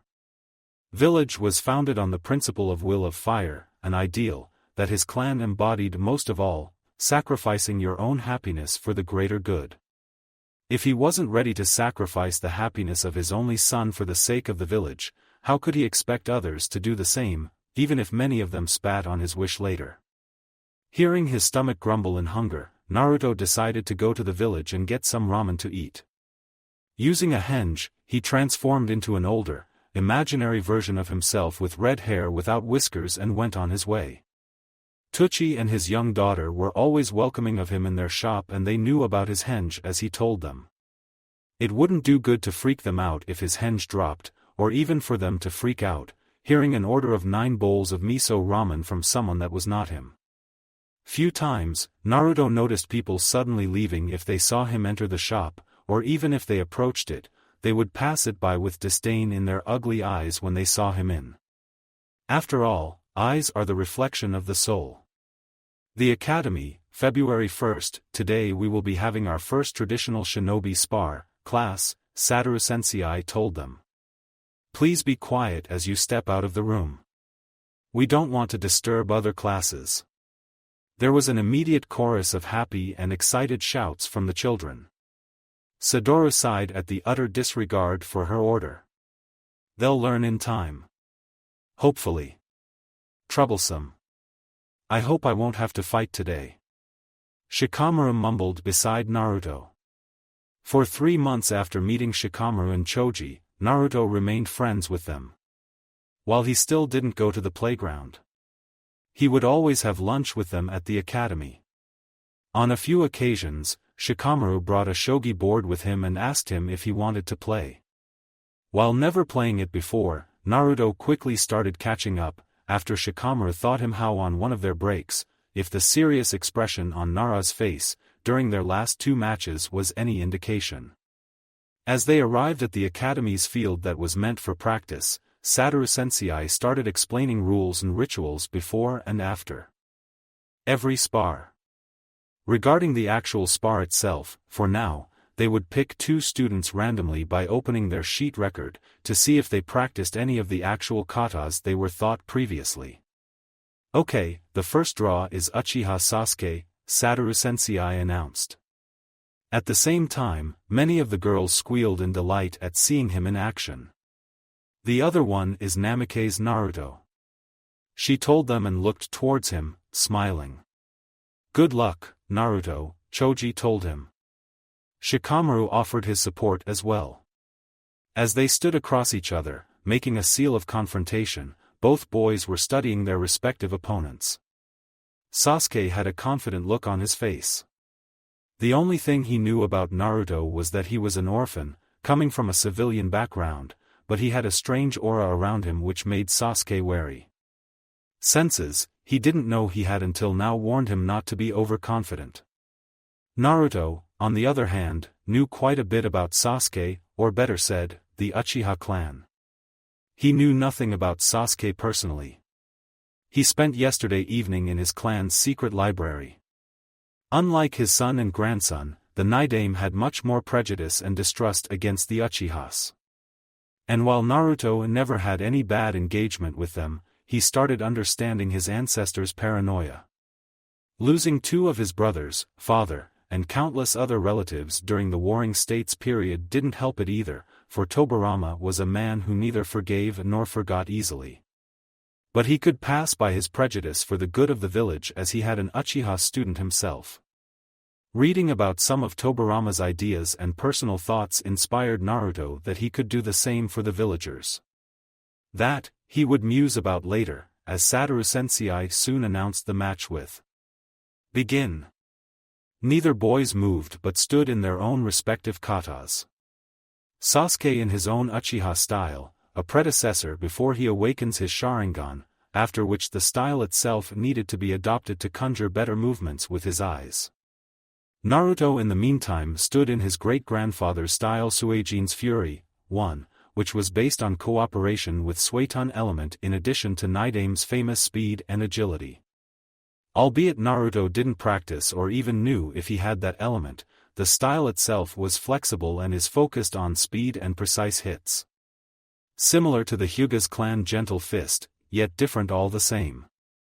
Sasuke narrowed his eyes. That's not the academy style.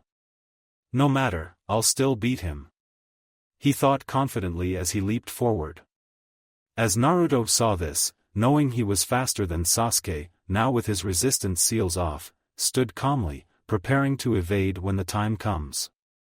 Sasuke had his fist ready to hit Naruto, exactly 30 centimeters distance between the two, before Naruto jumped and swirled around in the air, as Sasuke's arm passed where Naruto's body should have been. For a second, while he was in the air, Naruto prepared his own fist and quickly punched Sasuke right in the face, his cheek to be more precise, which caused the young Uchiha to fall to the ground immediately. The silence was a bit unnerving as everyone watched what happened. Satoru-sensei quickly announced. Winner, Namikaze Naruto. Naruto approached Sasuke and offered his hand, which the Uchiha accepted, proceeding to ask, what was that? It wasn't any of the academy's kata were taught here. It's not.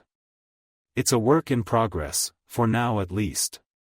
Well, it was, even if you don't have the water affinity mastered, you still need to have your body adjusted to the style, and Naruto started learning it for give or take, 3 weeks now. His muscles were hurting a bit now. Well, it's good. Will you teach me once you master it? Sasuke asked bluntly. Naruto raised his eyebrow in curiosity but answered nonetheless. Only if you teach me your Uchiha style. Sasuke looked at him with a blank expression on his face, but then he smirked. Not a chance, but a fair point. Nice fight, buddy. Choji congratulated him. Thanks. What was with that style? I've never seen it before. Shikamaru asked him. It's a work in progress. Naruto only said. Shikamaru looked to accept the answer, after which three boys resumed to watch few more spars, chatting between them in the meantime. You like gardening? The question came from Choji. Yes, I do. Or at least I'd like to try. Naruto told him. There was a strange sense of euphoria on the notion of having such a hobby. Training and reading were fun and all. Notion of gardening almost seemed integrated in him. Do you guys know where I can buy some seeds? Try Yamanaka Flower Shop. Aside from flowers, they also sell seeds for those who want to garden. Shikamaru suggested. I didn't know Ninja Clan did that type of business. Naruto wondered. All clans do. Shikamaru said as it was the most common thing in the world. At Naruto's raised eyebrow he continued. Troublesome. But all larger clans have different sources of income. Yamanaka, Nara, and Akimichi have a partnership between us. Yamanaka supplies us both with various plants from which the Nara clan makes medicines to supply Konoha's hospital and shinobi forces, just like Akimichi's make food pills. Other clans have their own type of income growth, though I'm not familiar with them. That is what my old man told me once. I see, it would be hard to keep the income high as not everyone in the clan is shinobi. And those who are would most of the time have their own families within the clan to support, in addition to the clan itself. So these businesses are generally safe from the dangers some higher-ranked missions can possess, but still give you guys a fairly good source of wealth. Am I right? Naruto concluded. Shikamaru smiled and said. You are. So, will you visit the Yamanaka flower shop today, then? Naruto nodded. I would like to. Will you show me where it is? Sure, my mom wants me to pick up some flowers for her, even if she could do it herself. Says it's to cure my laziness, whatever that meant. So, meet you here in the afternoon today, is that okay? It is. 2 years later. Naruto age 8, Hokage's office rubbing his temples, Sarutobi sighed as the thoughts about the events from 4 months ago appeared in front of his eyes. He always tried banishing hatred from his heart due to his profession, as it was one of the emotions that would hinder his ability to be a shinobi and could potentially be his downfall as the Hokage. Just like Sensei told him before he died. But he couldn't feel anything but hatred and sorrow right now. Hate towards Fugaku for his plan to start a coup d'état and to try and use Naruto as a means to diverge Hiruzen's attention away from his clan. But also to later use the boy as a weapon to have better control over the village.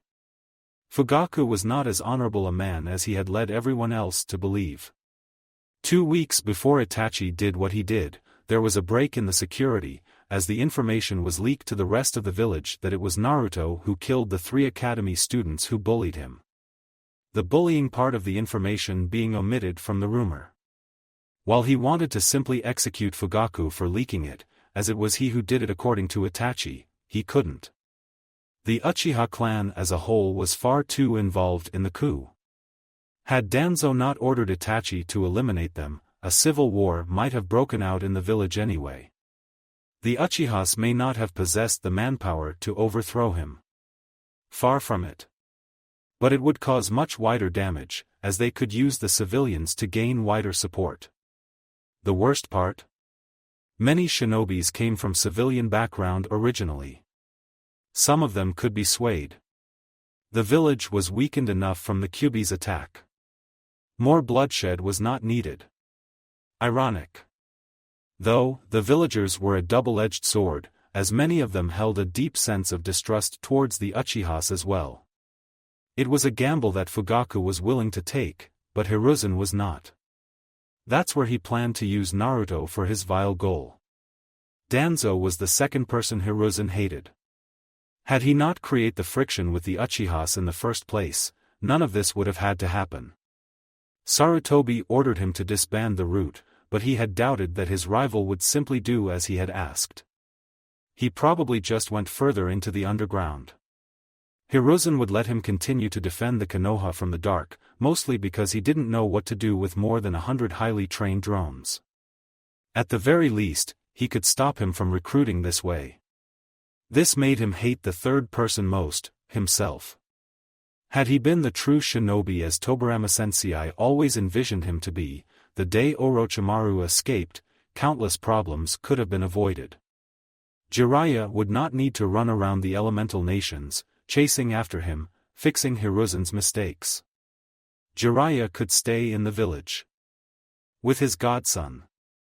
Naruto would not be alone for the first few years of his life and would not need to unleash the wind element to defend himself at the age of 6. Had he not been a sentimental craven, he would have executed Danzo a long time ago, and would not walk around and did as he pleased. Now, too deeply involved, and in order to defend Konoha from potential threats he allowed Danzo to walk freely, again. The result of his weakness? 455 dead Uchihas, including 47 children from which 6 were just out of the cradle. Uchiha Sasuke being the last Uchiha alive. Last loyal Uchiha. Hiruzen corrected himself mentally. Naruto Namikaze, the last loyal Senju, becoming even more introverted and slightly misanthropic towards certain villagers. Kosuke reported that the boy was pretty normal outside of the wider circles of society contrary to his appearances in public. But it wasn't a healthy behavior. He didn't want the boy to become a certain type of eccentric person. While he still had 2 friends in Nara and Akimichi's boys, he was distanced from the rest of the class. Much like Sasuke was. But while for Sasuke, his classmates reserved pity, for Naruto they felt fear. This was all too much for him to bear. If only Tsunade would decide to return to the village and become the Hokage. She was young, in her own way. But she had a reputation of being a hothead who didn't take a no for an answer. If she ordered the villagers not to shun Naruto, they would probably kiss the ground he walked over. Maybe he was exaggerating, but she was the perfect candidate, as Jiraiya didn't want the job. Sometimes he felt that the 2 world wars, during which he led the village, were far easier than the political climate ever since Minato died. Rebuilding the village from the damage of the Kyuubi's attack. Reorganizing shinobi forces and forcing retired ninjas on active duty. Funding for the orphans from the war and the attack, the latter of one leaving many more than the war itself. The Hyuga affair, Naruto's incident, and finally the latest one, Uchiha's plan for coup d'état. If only Jiraiya was here right now. Did you miss me, Sarutobi Sensei? Speak of the devil. Jiraiya? Hiruzen happily exclaimed, his eyes lighting up in a joy he rarely felt in the past few years. What's with the gloomy look, old man? You're 50 years too late to refuse the job. Jiraiya joked as he entered the office through the window. It's yours if you want to take the carriage from this old man's back. Pass. The Sannin raised his hand in defense, smile still intact. Hiruzen smiled, he needed someone to talk to. Someone he could trust with no reservation. Ordering his ANBU to leave and setting up the privacy seals, he turned to his student. You have no idea how happy I'm to see you, Jiraiya. I've been looking everywhere for you for nearly 2 years. Jiraiya, still keeping a small smile on his face, took a seat in front of the Hokage. You know the spymaster's job, sensei. I needed to lay low for a while. Especially when searching for Orochimaru. Settling up in serious expression, Hiruzen asked him. What have you last heard of him? Did he defected to some other village? It would be even more prudent to eliminate him. If he defected to Kumo or IWA, there was no question that they would need to reorganize their entire defenses. There was no telling what Orochimaru would tell them. But that was a low possibility. For all their rivalry and hate with Konoha, Kyumo and Iwa hated Orochimaru for killing some of their top shinobis and being one of the most militarist figures among their prime enemy forces, the one who pushed for further war with them. Kiri was a possibility as it had a lot of bloodline holders. Something Orochimaru loved dearly. But being a caste-based society with paranoid leadership, suspicious of its own citizens, Kiri would be hard-pressed to accept him. The most likely scenario is that they would execute him and try to figure out Konoha's weaknesses, by themselves. No. At least not in a traditional sense. Jiraiya started. I found out that he was keeping some connections with a few of the clans in the land of rice fields ever since the start of the Third War. One branch of the Fuma clan, Shin, Endo, Tu, and various others. There is also rumor of a hidden village forming in that country. Aren't they 60 years too late for that? Sarutobi snorted and as did Jiraiya, but his expression turned serious after a while. We'll need to investigate that in any case. If Orochimaru is behind its creation, he will definitely pose an even greater threat to us in the future. A new hidden village that borders us is a potential threat. Especially if Orochimaru is behind it. We've never had good relations with those clans. There is more, Sensei, Jiraiya said after a small pause. Shortly after fleeing the village and before formally creating his own, Orochimaru joined a criminal organization, the one named the Akatsuki, composed of a few other Shrank Missingnans. Hiruzen's eyes widened. Shrank's shinobis were not so easily found under a rock. In fact, right now, they could be listed in Konoha on one hand, all 5 fingers not needed. Do you know any of their members? Aside from Orochimaru, of course. And?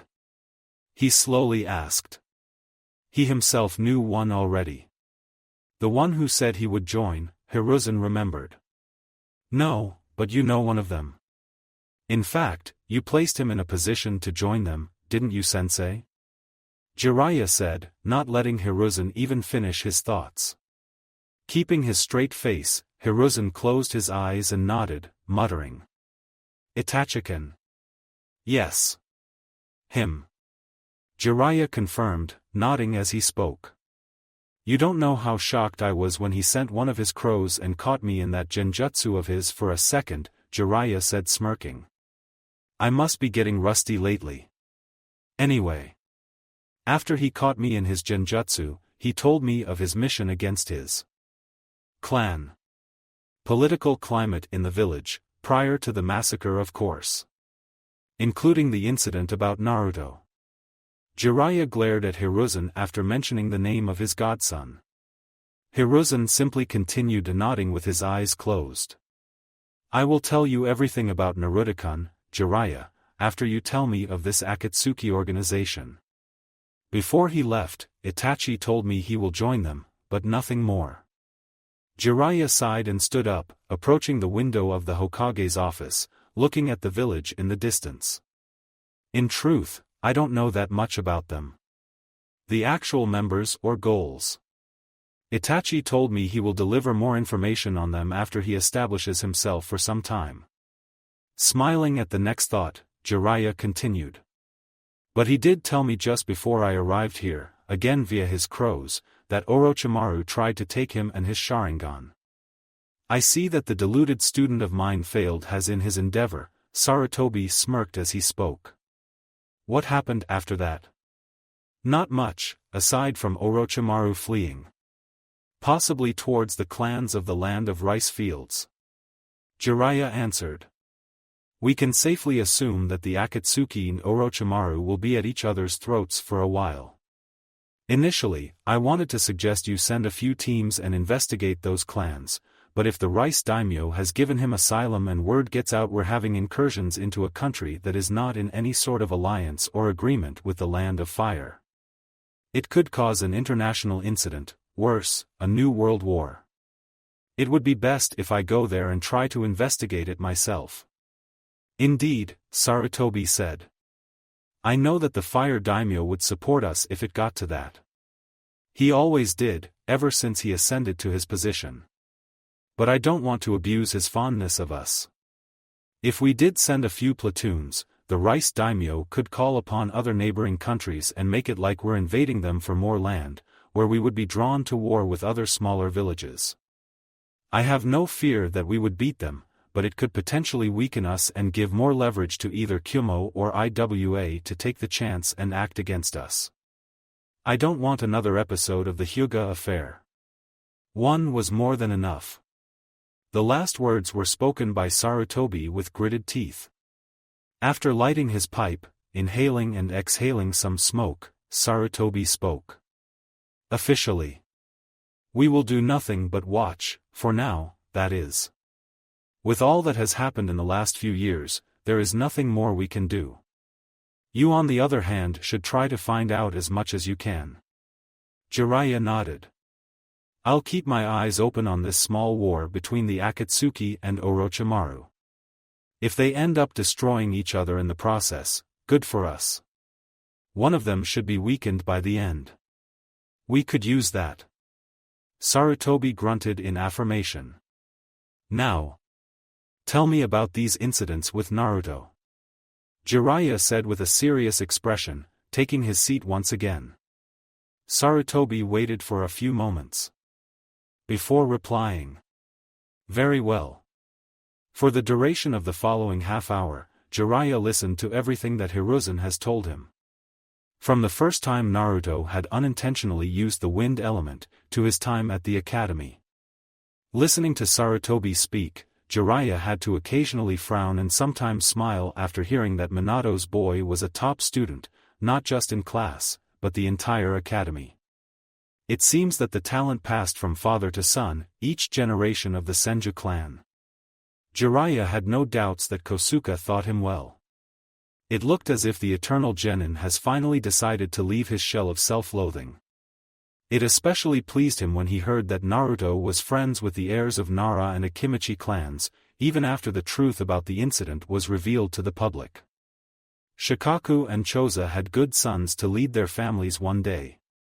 Even if Minato's boy was a bit introverted, according to what Sensei said, he was highly intelligent. He hoped that Naruto could see the reason for his prolonged absence. He should be at the academy now, right? Jiraiya asked after hearing the full story. Yes, they're having a taijutsu class right now, if I'm not mistaken. Well, I'm going to watch it. Sarutobi raised his right eyebrow. No research right away. That's unusual. He smirked. Some other time, Sensei. This is my priority now. Jiraiya said, smiling, but in a serious tone. At the academy's training ground, Hatano Onagi against Namikaze Naruto. Begin. Satoru Sensei announced after pairing them together for taijutsu spar. Onagi stood at his side of the sparring field, looking at the Naruto with fear in his eyes. Why the hell was he paired with him? For the first year and a half of the academy, Onagi didn't think much of Naruto aside from being good at everything he did. Good didn't do him justice. Naruto was best at everything. Shuriken and kunai throwing. He'll hit every target he was told. Geography? He'll tell you about the types of trees that grow in the land of waterfalls. History? He'll tell you about the battle Naidame Hokage had with the Kinkaku unit, like he was there himself. The most disturbing part about him was the story about the incident that happened 2 years ago. The incident where he killed 3 older academy students with wind ninjutsu, as some rumors said. What was he? Why was he allowed to enter the academy after doing that? Onagi remembered the time when he and Hibachi called him a geek, nerd. Out of jealousy. Thoughts about what his blonde classmate could do to him after revelations brought shivers to his body. But standing in his academy kata facing Naruto, adjusting his glasses, he tried putting his false sense of courage. He practiced with his older Chunin brother. He would put up a fight, even if he lost. But fear in his eyes and shivers in his body never left him. Shinobi Rule Number 18. Were the words that left Naruto's mouth, before he leaped forward. Onagi's eyes. widened at the show of speed, as Naruto surged towards him, his own fighting style in place, hitting Unagi's shaken hand away before leaving his straight hand in front of his eyes. A shinobi must never show any weakness, Naruto said seriously before leaving the sparring ground, not bothering to do a seal of reconciliation. But what if you don't have strength against the demon? At the academy's rooftop, this is what I was telling you about, Sarutobi said. He goes leaps and bounds compared to his peers. I could let him graduate early, he could have been made Chunin now. Kakashi certainly did before him. But you know how many Senjus died doing that. In times of peace we are, but nothing is certain once you go outside. Sarutobi finished and inhaled smoke from his pipe. Jiraiya said nothing but kept looking down from the roof at his godson. He knew that style of fighting, at least from the history books when he saw the fighting pose of the Naidame Hokage. Deadly fighting style, Naruto looked like he was adept at it, if his standing was any indication. He hoped his godson would open up to him, even if he failed him as a godfather for most of his life. You can talk to him after classes, for now, let's go and eat something, Sarutobi suggested. And I want you to tell me if you found anything new about Tsunade. After the academy's classes, see you tomorrow. Later. Shikamaru told him after departing from the academy and going in his own direction. Naruto continued on his way home. Uncle Kosuke had an entire free week, so he could help him further his water elemental manipulation. For now, he was at the second stage of the said manipulation, while the wind would come later on. He found out that he had an extremely strong affinity for the water, in addition to an equally strong affinity to the wind. Offensive and defensive element. His clan's library said that if one could master the wind to its fullest extent, he could utilize it as a defense as well. The water could suit as offensive too, although, he did not need to master it to the fullest if he wanted to use it that way. Nonetheless, Naruto was adamant in mastering both.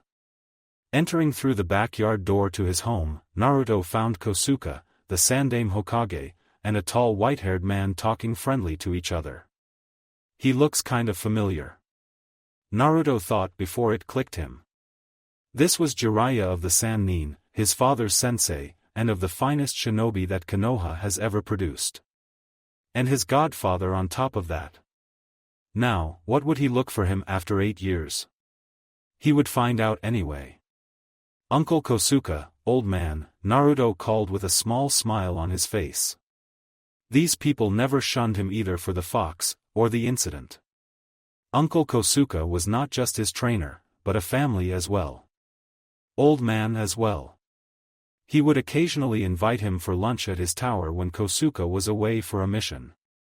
Jiraiya-sama, Naruto said formally, trying to keep his tone as flat as possible. No need to be formal around me, kid, I'm not the one for it either, Jiraiya said smiling. Since you already know about Jiraiya here, he wanted to speak to you about some things, Sandaime said a bit awkwardly. Granted, he already told Naruto who his godfather was when he told him about the fox. But some things happened over a period of 2 years. Anyhow, I have something to speak with Kosuke here, so I'll leave you two to talk, Sarutobi said and, along with Kosuke, left two of them alone. Silence stretched between them, and it obviously became unbearable for Jiraiya. So, I guess since you already know who I am, there is no need for an introduction.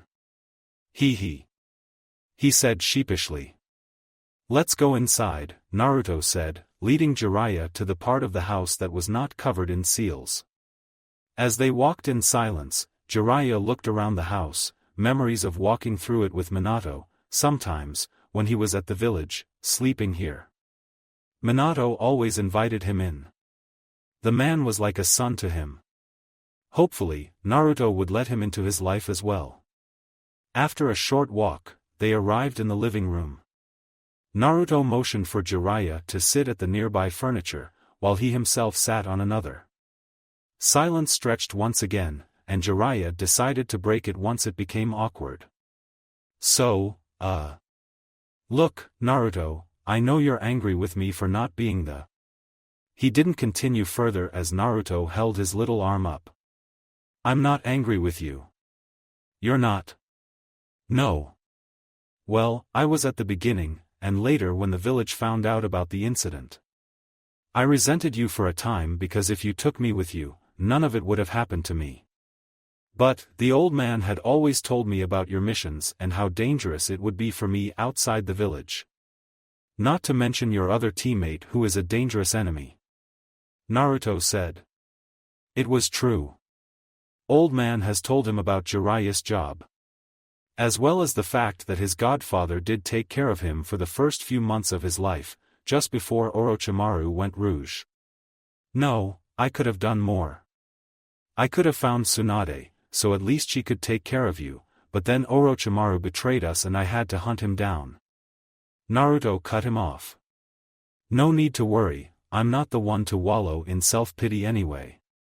So I won't turn you away. I would be a hypocrite if I did anyway. Huh? Jiraiya was puzzled. As I said, I was initially bitter at you for abandoning me, but as the time gone by and I spent time reading some of my father's writings, I changed that opinion. He always spoke highly of you and said you were one of the most responsible Konohanans at his time doing the best of your abilities for the good of the village. Jiraiya stood up and walked over to Naruto, sitting beside him and placing his hand on his shoulder. You don't need to feel so let down, my boy. And you don't need to be so lenient towards me either. I failed as a godfather and I'm sure Minato will not forgive me either, regardless of the duty I had. Not to mention Kushina. Jiraiya said with a sad smile. Well, I always wanted to have a large family myself.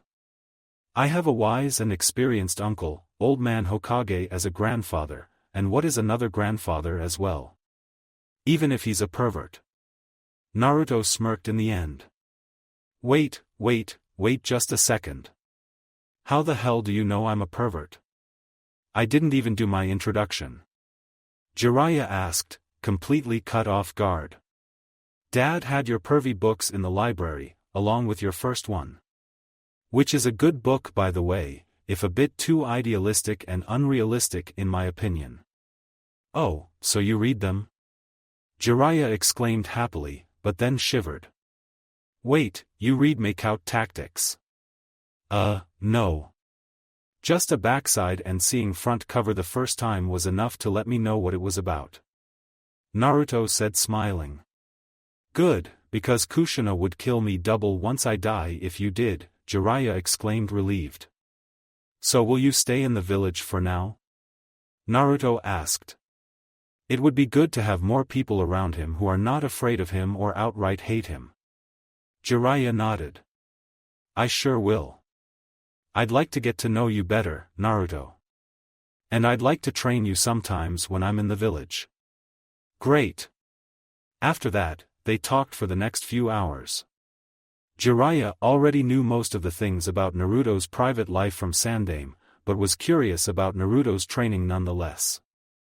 Suffice to say, he was in awe of the shinobi knowledge Naruto possessed. As well as an amazing repertoire of jutsus, given his age. By the time he graduates, he would be far ahead of anyone from his generation if he continued with this road. Maybe I should test him? Jiraiya thought. I'm still a beginner with Fuinjutsu, but that's because I haven't touched that art as much as I would like to, Naruto said. Jiraiya nodded. You're in luck. Because I'm a Fuinjutsu master myself. I'll gladly help you advance your knowledge in the art. And I also have a few techniques I'd like to teach you myself, ones that I invented. Jiraiya said.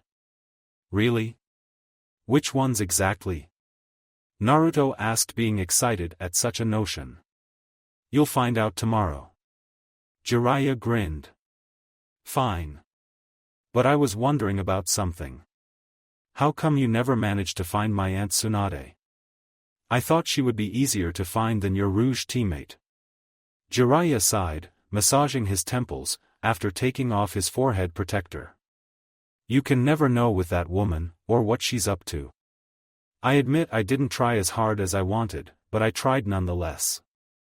I only run at her debt collectors. It seems she's adamant about not being found by anyone from Konoha, but at least I can breathe easy knowing she's alive. Jiraiya finished. You mean she's angry at Konoha for losing her brother and lover? Naruto proposed. Not only on Konoha. But she was angry at your father as well. Jiraiya said. My father? But he never wrote anything bad about her. Ha! Jiraiya exclaimed. Of course Minato would not write anything bad about anyone. Especially her. She was his family. What I meant was, she was angry at your father for not letting her use some of the clan's money for gambling. He snorted. Man, I remember her leaving the village for the last time cursing Minato and her own foolishness. Her foolishness? Naruto asked confused. Yeah. Originally, she was the head of the clan but passed that title to Minato after she retired from the shinobi life. But, I'm sure she would return and raise you if she knew that you exist, though. For all her faults, she is a good person. Jiraiya told him with a nostalgic smile. I hope so. Now that I think about it, Minato's death must be the reason she doesn't want to return to the village or have anything with anyone from Konoha. Last time I saw her was before the Kyuubi's attack. She must have been thinking that Konoha is being cursed towards her and her family. Jiraiya muttered in the end. 2 years later, Naruto age 10 sitting under one of Konoha's waterfalls, Naruto, with another 9 shadow clones, was focusing on splitting the waterfall with his wind chakra. This was the third out of the 5 steps of elemental manipulation, particularly, the wind manipulation. The first one was splitting the leaf on the number of times he wanted, the second one splitting the rock the same way. The third one was splitting the waterfall. The fourth one would be drawing the sign on the hard ground using nothing but wind. The fifth part was simply using all that he knew to shape the wind around him with his chakra, with the help of the respective hand seals, although it wasn't easy as it seemed. The wind was infamous as the hardest element to master for a reason. Chakra control had to be perfect in order for the wind techniques to be as deadly as they were in theory. Wasting as little chakra as it was possible as well. The third and fourth steps were optional. As Shinobi could utilize this element with his battle fan. The element itself was tied tightly to the user's own affinity and control of the air on the field around him. But, Naruto had a very strong one anyway, so once he mastered the element he would be as unpredictable for such an element as it was possible. Contrary to the wind, the water elemental manipulation was of course different. Naruto had to dampen the leaf for the first step, pull the water out of the lake for the second, stop the flow of the waterfall for the third. He finished the fourth step already, which was pulling the water from the trees and plants during meditation in one of the more denser forests of Konoha. Fifth step, he would finish after the fourth step of wind manipulation. This one would possibly be the hardest one. For he needed to turn the aqueous vapor into the liquid state on instinct. Not many ninjas bothered with this step as it required very good chakra control, better than average reserves, and pure dedication. He could use both the wind and water techniques after the second step. Third, fourth, and fifth would only make it easier and make him a master of those elements as well. Most of the ninjas didn't bother mastering their element further after the second step and occasionally third, jumping straight towards the fifth one. Even in Sunigakure, they preferred a battle fan to help them with wind in combat. While in Kiri, shinobis having primary affinity for water, for most of the time only went up until the fourth step, with Kages doing the fifth.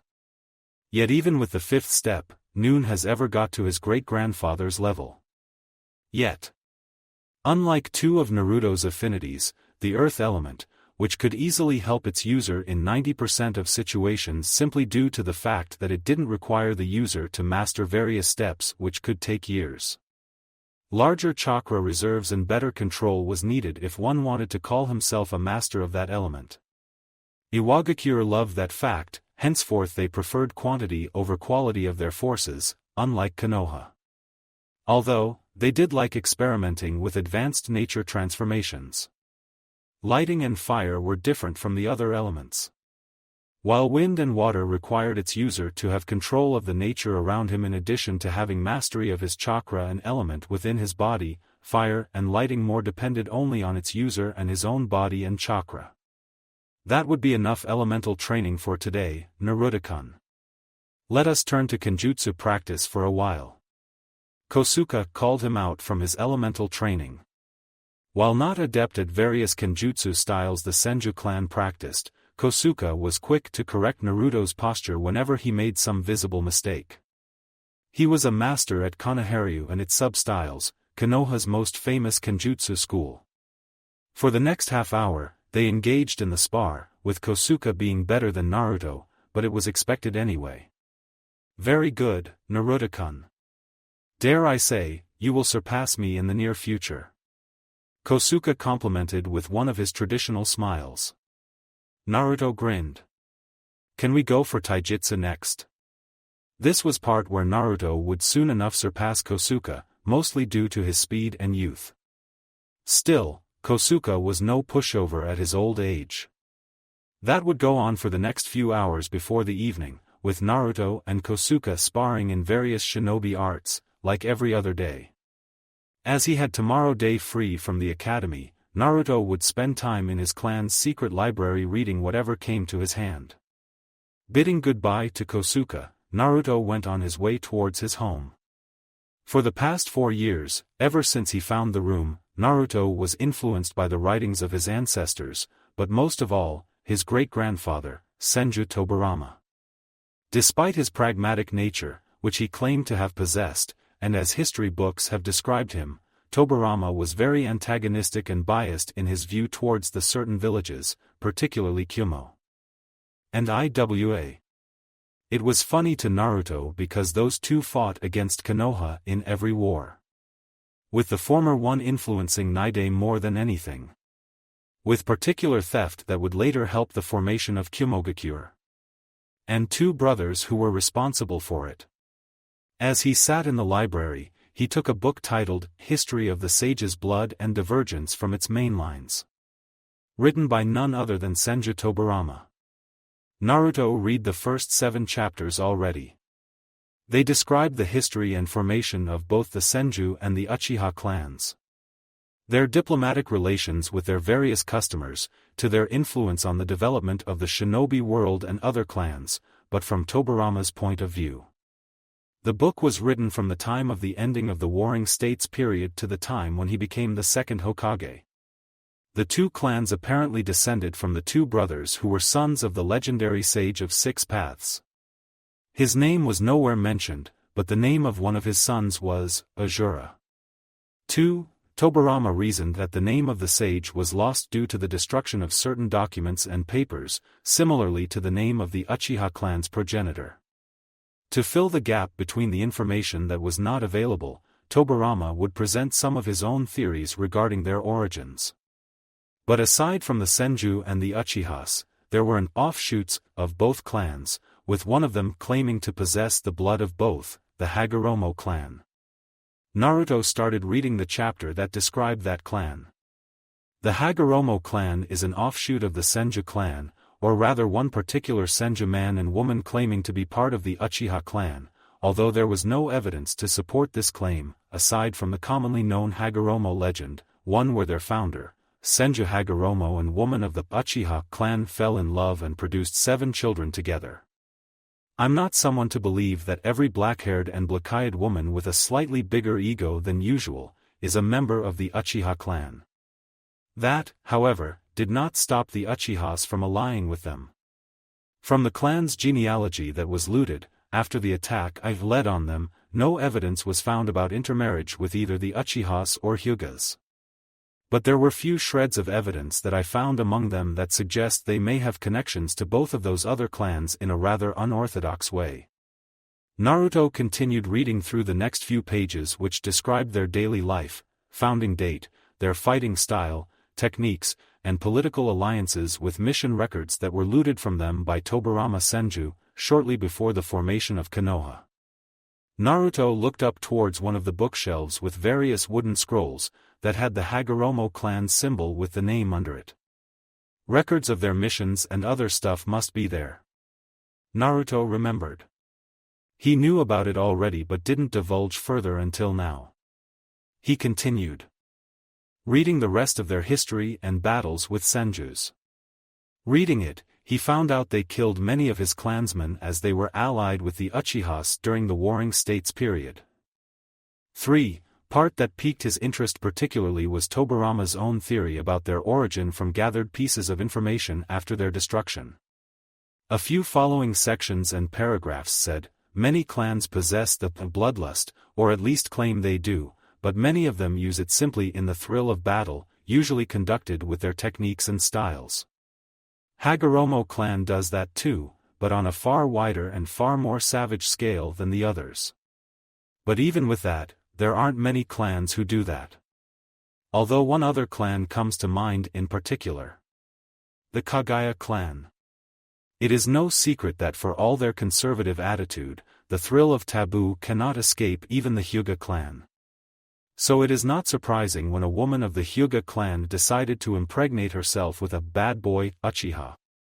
Naturally, the Hyugas didn't like that, for it brought a great shame upon the clan, causing them to expel the woman and her bastard son. The Hyuga woman, named Kaguya, went on with her son, Kimuro, initially to the Uchiha clan, but was refused an entry. In order not to get off from the subject at question here, but after it was formed, initially in the land of hot water, the Kaguya clan gained an infamous reputation as being a clan of bloodthirsty savages, but with a powerful gift, Shikatsumiyaku, the dead bone pulse. No doubt that the imbalance from mixing the Uchiha and the Hyuga blood caused this, but resentment of their banishment as well. The Kaguya clan, however, in my time held their bloodlust and lust for battle more as a conservative tradition and their trademark, with an occasional clan leader trying to increase their savagery. As only 14 of them in all of their existence possessed Shikatsumiyaku. Their taijutsu prowess is undeniable, however, in other chapters, dedicated to them, I will give more space to this clan. If Senju Hagoromo fell in love with this woman, it could be that she was of the Kaguya clan, or at least offspring from some of the Kaguya's rape campaigns. In addition to having the blood of mad Kaguyas who themselves have blood of the Uchihas and Hyugas. The next generations of Hagoromos inherited the madness of Kaguyas and large chakra reserves of Senju. From one side, they could become one of the most powerful clans to ever live, but luckily for us, they were only mad savages like initial Kaguyas, if a bit more intelligent than them.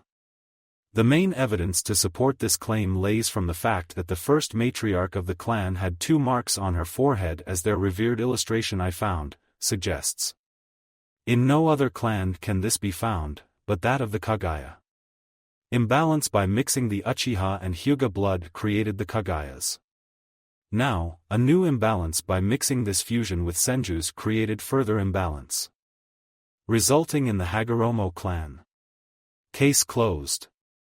Try picking mushrooms around your own fields. Naruto drank everything his ancestor wrote for a second.